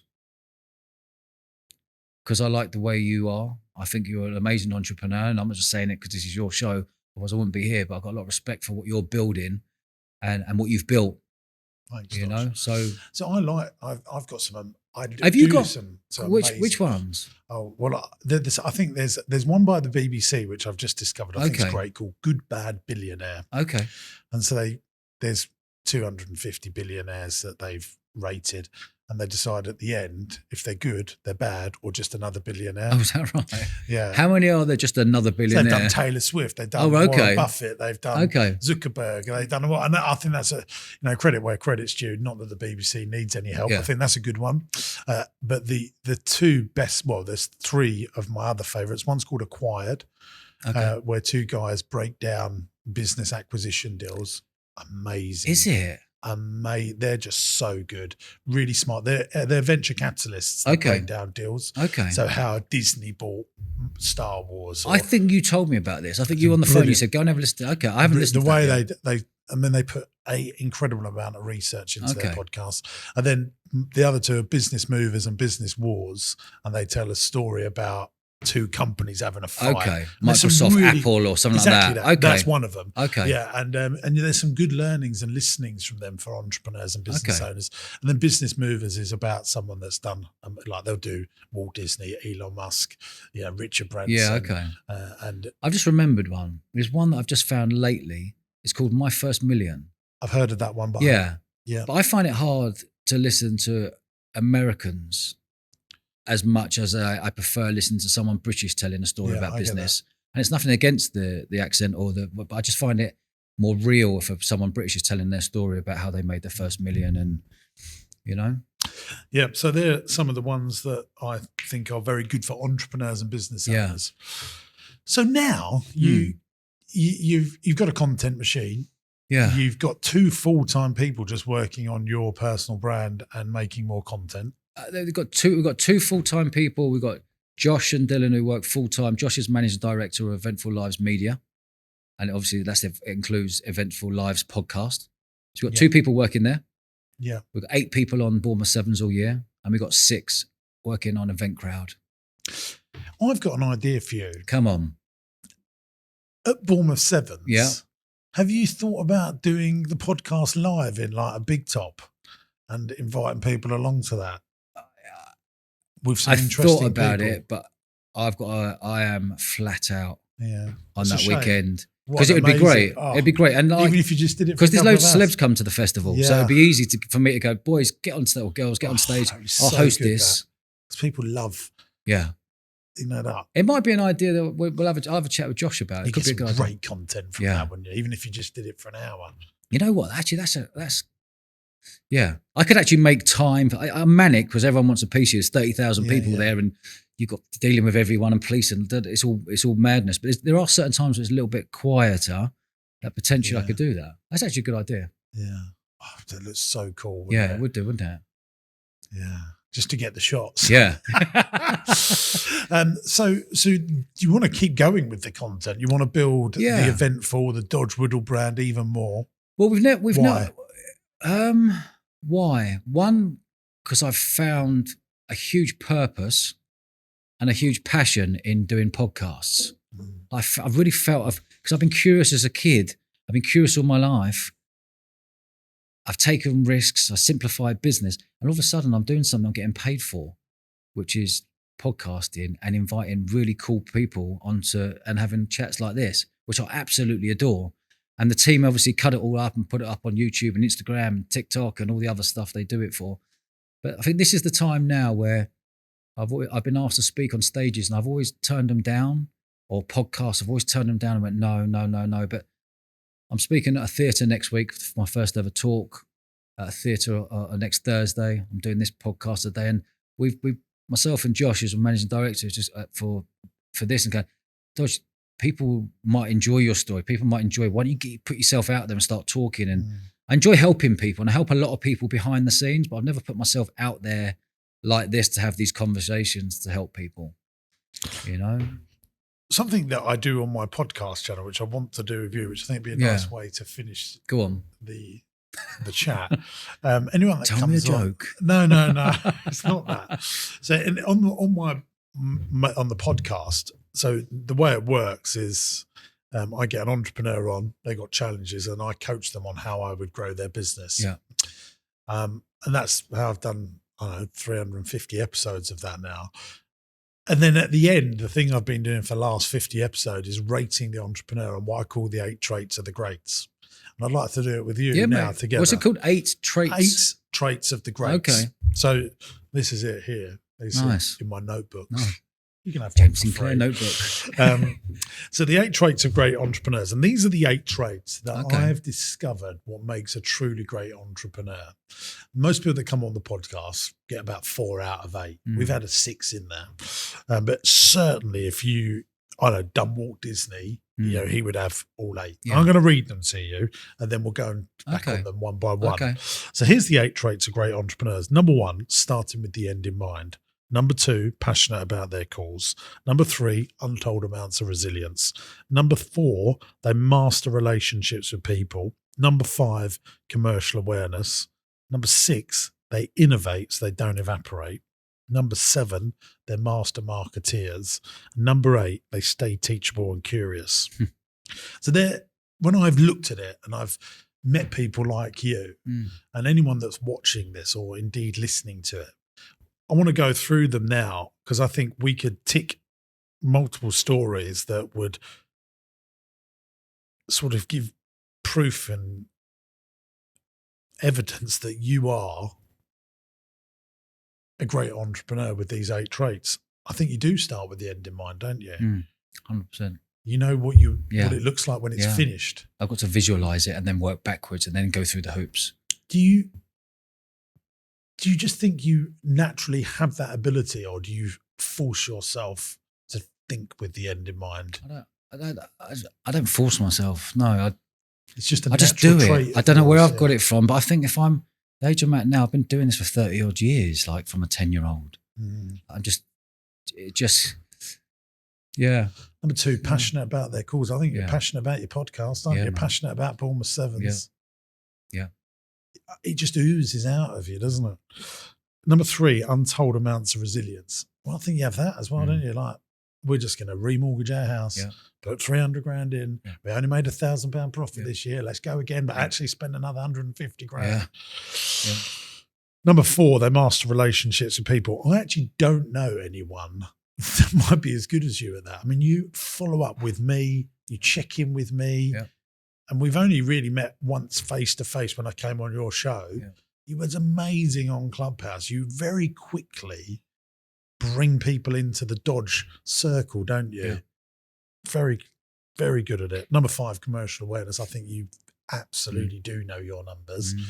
Obviously, you don't want to share them with me, but like, are you producing monthly profit and loss? You absolutely know your spend per head, all that. Even now, I'm not even asking for the number, but you do know that stuff. Yeah, I'm a numbers man. Yeah. Was that always ingrained from the beginning, or have you learned that over I grew up with Dad. I grew up with cash around. Dad always had cash. He used to teach me as a kid, heads up, put all the cash up, how quick we can do, bam, bam, bam, bam, bam, fold the notes up. That's on. I was around it. He would teach me around money. He would teach me how to save money. He would teach me, he's a role model for me and my best mate. He would teach me that. Mum had the entrepreneurial mind, Dad had the entrepreneurial. He would teach me the wonderful things in life, and always save for a rainy day was one of the best things my dad ever taught me. Number 6, they innovate so they don't evaporate. I think you are an innovator. I mean, you saw the pandemic closed your business down. Right, let's start another one in case this one, you're just on it, aren't you? I got excited. Yeah. Number 7, I mean, obviously you are a master marketeer. Anyone that does nightclub promotion gets it, don't they? And this is the biggest one, which I think is something that I'm always amazed, like with the conversations that I have with super successful entrepreneurs. I mean, you're killing it on content, but you always, when I've had conversations with you, always asking my opinion on, what's that? Can you send me that link that you're talking about there? Like, you just want to learn still, don't you? Yeah, love learning. And so I'll give you a point for everyone. You got 8 out of 8. Wow. Thank you, mate. I wanted to ask some other things of you before there's some little quotes that I live my life by. I love, like, you should always build a business to sell, even if you have no intention of selling it. Yeah. B times do equals have. You've got to work out what you got to become and what you got to do to have what you really want to have. You become the average of the 5 people you spend most of your time with. Yeah. They're just some of my favourite Yeah. quotes. Have you got any quotes that you'd like to share with entrepreneurs that you live by? You know, something I that, think like the curiosity is a superpower. yeah. Any others? Being aggressively patient is something I live by. Are you aggressively patient though? I am, especially in where I am now building this, especially Event Crowd. Like Event Crowd is a business, an online business they can buy for £3,000 a course. I'm building this company to sell. Yeah. I'm not emotionally attached to that company. I'm building it to sell.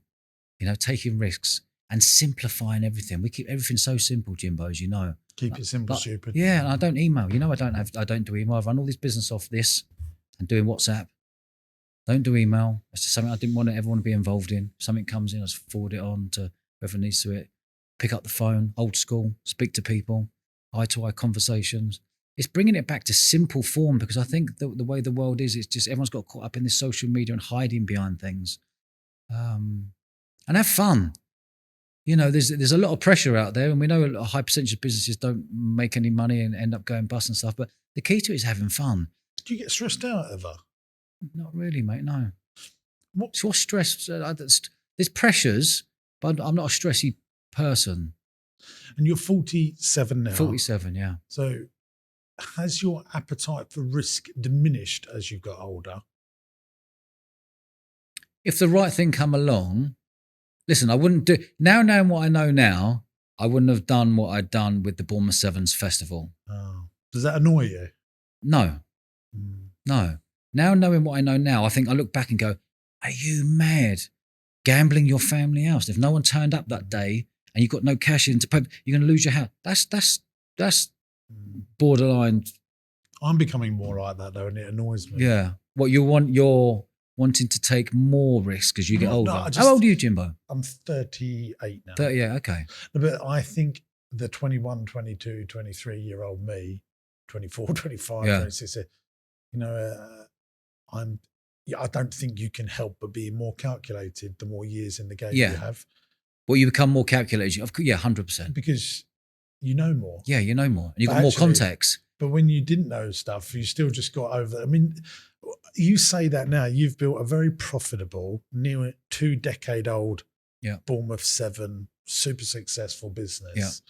But you wouldn't do it again now because but your 29-year-old you just went for it. Yeah. And I'm the same, by the way. Yeah. It annoys me. But I don't want to, naivety is a superpower in business, and naivety is a gift. And people got to remember that naivety is a wonderful thing. I love going into businesses, being naive, because you're working it all out. I love working it all out.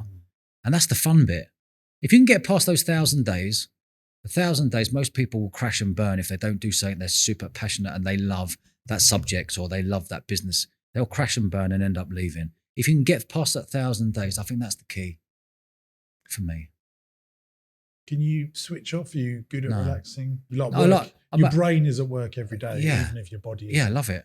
I love it. I've got businesses that I love. Sport, business, music, festivals, people, podcasting now, being curious like I was as a kid, still being curious like a kid, asking questions and getting the best out of people. And hopefully people listening will learn from my personal podcasts. I just love it, mate. I just love what we do, and I don't know what's next. Are you a goal setter? Do you know what you want to achieve by the end of the year? No, I don't sit there and go, I need to achieve this. For me, because it's a 3-day-a-year business, I guess that your goal would be, okay, well, hopefully at the festival you've done well. That's how I see it. I don't go, I need to be at this amount of net profit. I need to do this. I want all the staff to be happy, and if it's profitable, great. If it makes a great profit, great. If it makes a big profit, great. That's kind of where I'm at now in my world. What about your relationship with debt? Would you borrow £1 million from the bank to build a business? I don't even know who my bank manager is. I've never borrowed money off a bank. What about for business? What about if you saw a commercial property that you thought, I'll buy that for £1 million, it makes £100,000 profit a year. I could put $500,000 in and borrow $500,000 on a mortgage. Would that? I've never thought about it. If I'm being brutally honest, I've never thought about it. Would you invest in someone else's business? I've always said no, but I've just invested a big chunk in a business. What made you change your mind? Because I really believe in it. It's a business. It's a mental health app called Jack. JustAskAquestion.org. JAAQ.org. Someone else was talking about Jack just the other day. It's the most powerful business, the most amazing business model. And when I got approached, within 5 minutes, I'm in. I am in. And normally when I get approached, I'm just doing my own things. I don't invest. Someone was telling me about that literally 2 days ago, Jack. Phenomenal. I think it's going to be a unicorn. I genuinely think it's going to be a unicorn business. So we invested a big chunk maybe 6 months ago in the seed stage. But I truly believe in it, because the reason why I believe in it. How does that make money, that business? You got Jack at Work, it's called. So you got Jack, it's just ask. If you are, the way the world is at the moment, people are addicted to social media, people who are not enjoying going to work, people who are depressed, people who want to commit suicide, people who have got menopause, whatever. If you go and type in, I know it's a morbid thing to say, but I will go and commit suicide, it'll have pages and pages of black and white writing. Jack, JAAQ, JustAskAquestion.org, is all video led. It's like masterclass. There is someone there, an expert, talking about, you can type and ask a question and it's all pre-recorded and they will reply to all your answers. It's phenomenal. It's phenomenal. Anyway, the business model around it, when I said straight away, I was like, oh, it's great to have a website, which is a mental health app. And I wanted to say to them, change it to mind health app because it's got better connotations. But Jack, for me, is an unbelievable business model. And the business model behind it is, if you've got Jack for everyone, can type in if you've got, you're not feeling well, or you're depressed, or you're stressed at work, or your boss is not nice to you, or whatever, but you get all your answers, and it's all video led. And you've got Jack at Work. It's where all these big brands need to be associated with something like this. So it's a white label. So a big brand like AXA, FTSE 100, Bupa will come on board, and this is part of their business model. They come on board and they pay X amount of millions a year, or 500 grand a year, or whatever it is, into it. So what have you got, a large shareholding in it? Or just... I've got a shareholding in it. But you are on the board, are you, like helping them? No. Just I help them out. I do help them out, yeah. Open up doors for them. How many people have they got in their business? Don't quote me fully, but it's growing very quickly. I would imagine today it sits on 20 plus. Wow. It's interesting that you've never done it before, and then that really swayed you. It swayed me because... So would you invest in more businesses now? If it felt right for me, and I really truly believe in it, but I'm not someone to go, oh yeah, there's 500 grand, put in some houses and I'll take my 5% each year. I'm not interested in that. No. But to do something good, which is giving back, also get an investment here, but it's giving back. Some big players have invested in this company. Mo Gaudat has invested into it. Lots of big people who truly believe in it have invested into this, into Jack. Do you have an expensive lifestyle? Do you like cars? No, mate. I'm not into fast car. I've got a nice car, a 4x4, but I'm not into fast cars, not into watches. I like long lunches with my mates, and like my thing is holidays. How often do you go on holiday? 7-8 times a year. Do you? Mm. Yeah. Always the same place, or variety? Variety, yeah. Yeah. Do you think the UK is one of the best countries in the world to set up a business? Oh.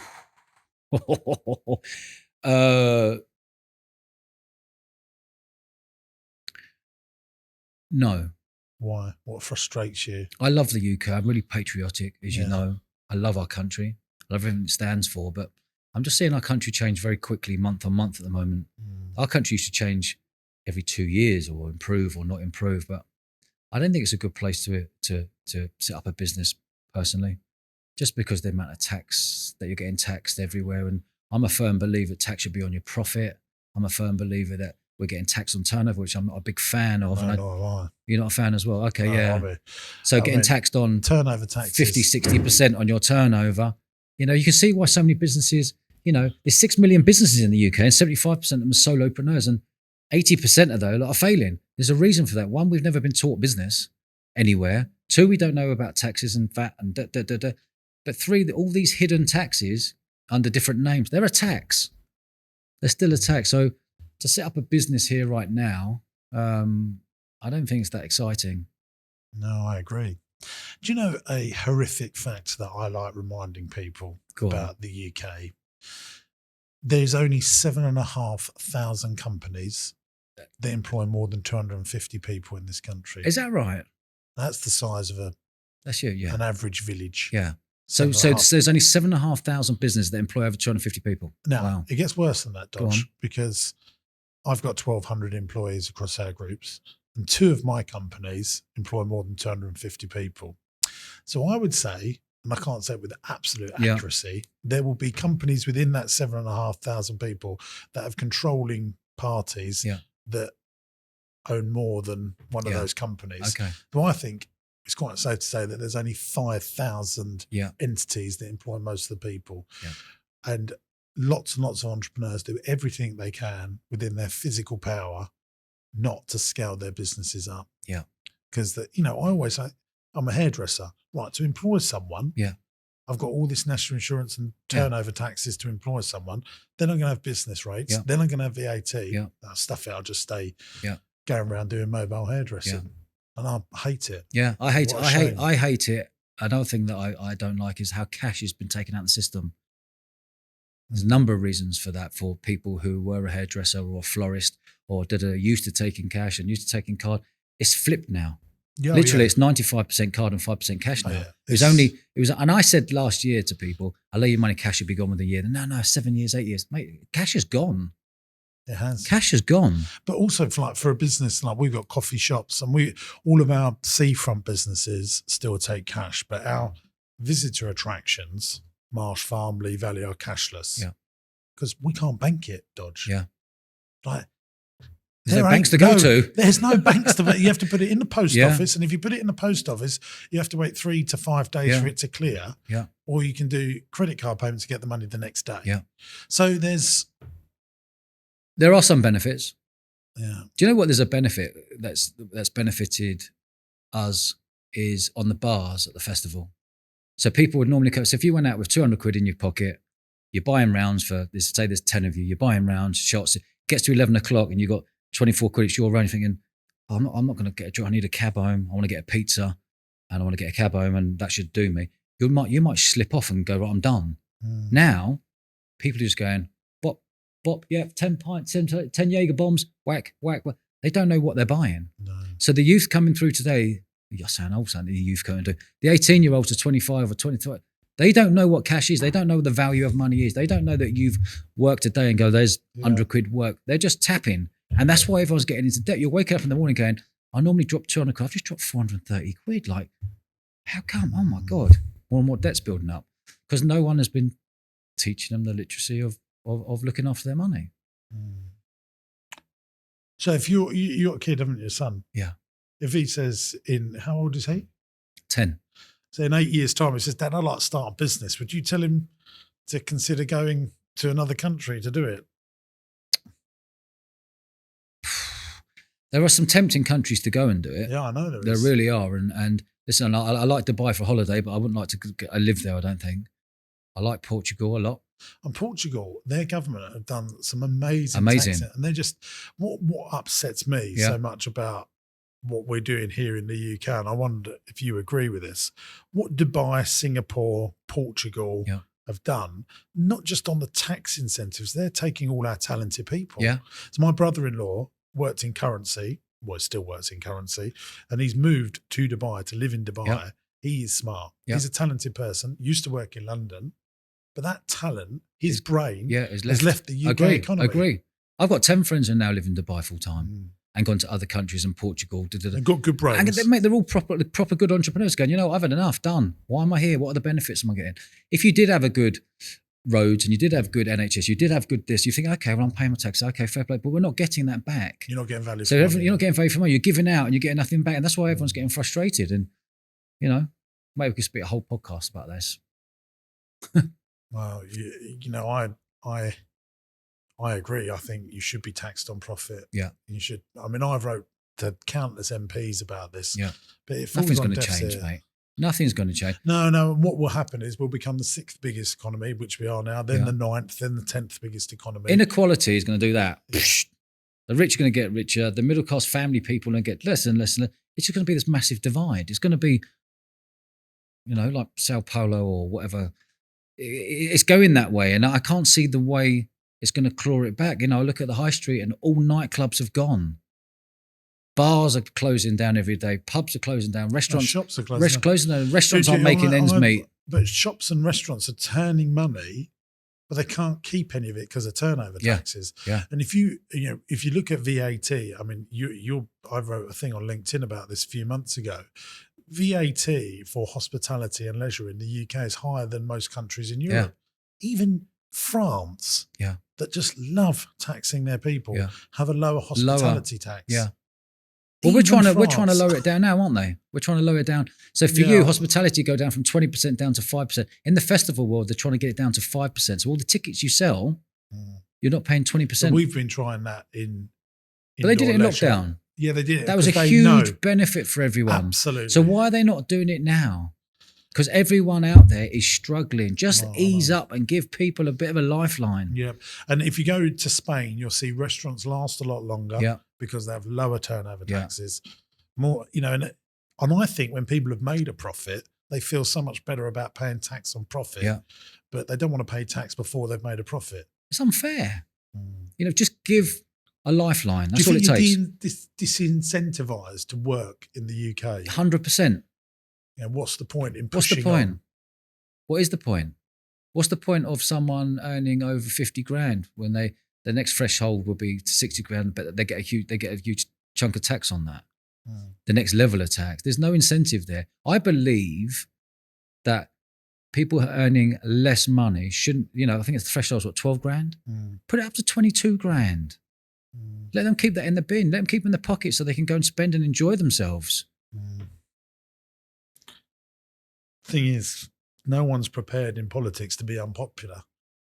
Who would you today put in charge and go, right, he's going to shake things up. He's speaking for the people. I don't do politics. I don't do politics. Like you won't talk about money. I don't talk about politics. But is there someone you go, you know what, that would be brilliant for us? Probably people from industry. Yeah, 100%. That would be what who are clued up. I would absolutely. The thing is as well, someone that doesn't care about being unpopular. And the problem was we did have an experiment with Liz Truss and Kwasi Kwarteng, did try and shake things up. And the establishment and the press and the markets reacted horrifically to it. So is anything possible to change? Now, the reason you go to Dubai is because one bloke makes a decision. Yeah. And what's his name? Ahmed Toom? The Sultan or whatever. Yeah. He, there is no democracy. Yeah. But I don't think that can work. There's only 9 million people there and only 1 million Emiratis. Yeah. There's 1 million people and 8 million expats. Yeah. Now you come over to the UK, you've got 70 million people with an opinion. Yeah. And it's very hard to get change. And you're looking for those slow incremental changes. And I have to say, in my career, I've met lots of MPs, amazing MPs from red and blue and liberal. And I thought, cool, you're really hardworking, great people. Yeah. And they want to make change, but then they get worn down after a year. Yeah. I can't get anything done. Yeah. And then they just... Same as sports clubs. Yeah. All the sports clubs you go to, it's a rugby club or a sports club, cricket club. The people get in there, sports clubs, they're not getting paid. People can't get them out. Yeah. The guy had been there 20 years, nothing changes with that club. It's the same thing. Yeah. And that's why sport in the UK doesn't earn money. No. That's why we're getting less and less kids playing sport. That's why there's more sports clubs closing down. Or there's not enough funds. My other unpopular opinion is I don't think they get paid enough. Who? I mean, MPs. How much do they get paid? 70 grand. What to be hated? I found out yesterday the Veterans Minister in the UK, who's very passionate, doing his job. As a minister, he's probably on 110 grand. And someone sent a nappy with actual feces in it through the post to his personal home address. I mean, there's no amount of money. No. And so how much is that going to wear you down? And we just got to it's a mindset thing that we've got to fix. How's it going to change?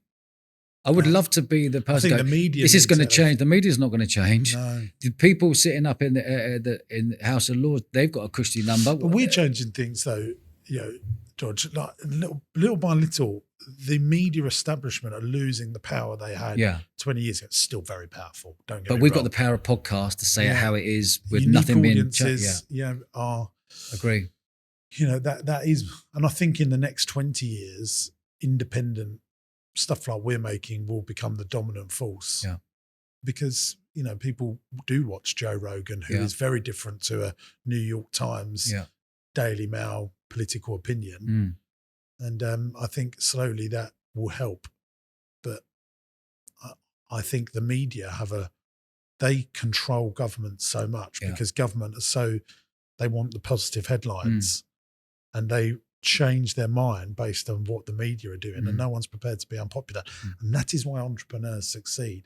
Because if you break down a really good entrepreneur like you, no, we're just going to go for it. Just do it. I don't care what people say about me. Agree. This is going to happen. Agree. And they can't say that this is going to happen. And that's why private business, if you got, certain generational businesses, that first generational business owner, like, dad that's built a business from scratch, he just goes, doesn't care about the court of public opinion. We're going to succeed. We're going to make it happen.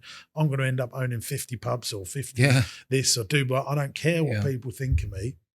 And if it takes me a lifetime to do it, I'll do it. But these guys, they've got 4 or 5 years and they could be out. We've had 6 prime ministers in 10 minutes in this country. And all of, that's another. We're losing our culture. That's what I don't like. We're losing our culture in our country. Pubs, clubs, social places. We're losing all of this. It's part of our British culture. You've got the theatres and you've got the art galleries. Pubs and clubs. Let's not forget about this. Pubs, clubs, festival, where you're meeting new people and you're getting out. And getting you out of your house so you haven't got anxiety. You're getting out and meeting people and having a nice pint and socialising, Even just the high street. Such an important part of community. Agree. I've been Would you ever leave the country? No, I do get frustrated. I'm very British and I was in Dubai recently and I get why people like it, but it wouldn't be for me. But I do get, I think if I was in charge, I would make high streets as low tax as possible just because I think for people that are lonely and families are becoming more fragmented because you do have people that are working internationally or further away more than ever. So you can have, you're brought up in, I don't know, Bournemouth, but you could have your son could work in London. So you won't see him as much because he wants to live in London for 5 years and experience living in that amazing city. And so he'll see you less, won't he? So if you're 70 and your son's now 45 living in London or another end of the country, the high street could be a really important part of the 70 plus community. And now they're turned into hives of crime. They're empty shops with bad social Even the bingo halls are gone. It's really bad. But the old girls, my old nan, and they used to love the bingo halls. That's all gone because they're all online now. They're all shut down. So we'll have more mental health nurses, more police. And that's why people should check out jack.org. If you're not feeling good or you've got mental, go and have a look. jaaq.org. There you go. Anything else you'd like to say, Dodge? No, mate. Dodge, Bournemouth 7 sold out this year, is it? It's looking that way. It's getting that way. It's next I really month. hope you do a podcast live just for an hour. I know you've said it. It might be something we should put aside because it's manic on the weekend, but I might put it aside and go, you know what? We'll do it at that time in the big top or something. Even just for the people that are staying overnight. Yeah. Dodge, you're a lovely person. I want to say that. I just think you're a really nice guy. And it's been a pleasure having you on the show. I hope people go and check out your podcast, which is Eventful Lives, which is on YouTube and also on all the audio platforms. You're a good man, James. Thanks, Dodge. Thoroughly enjoyed it, mate. You're a gentleman. Good man. You. Thank you, mate.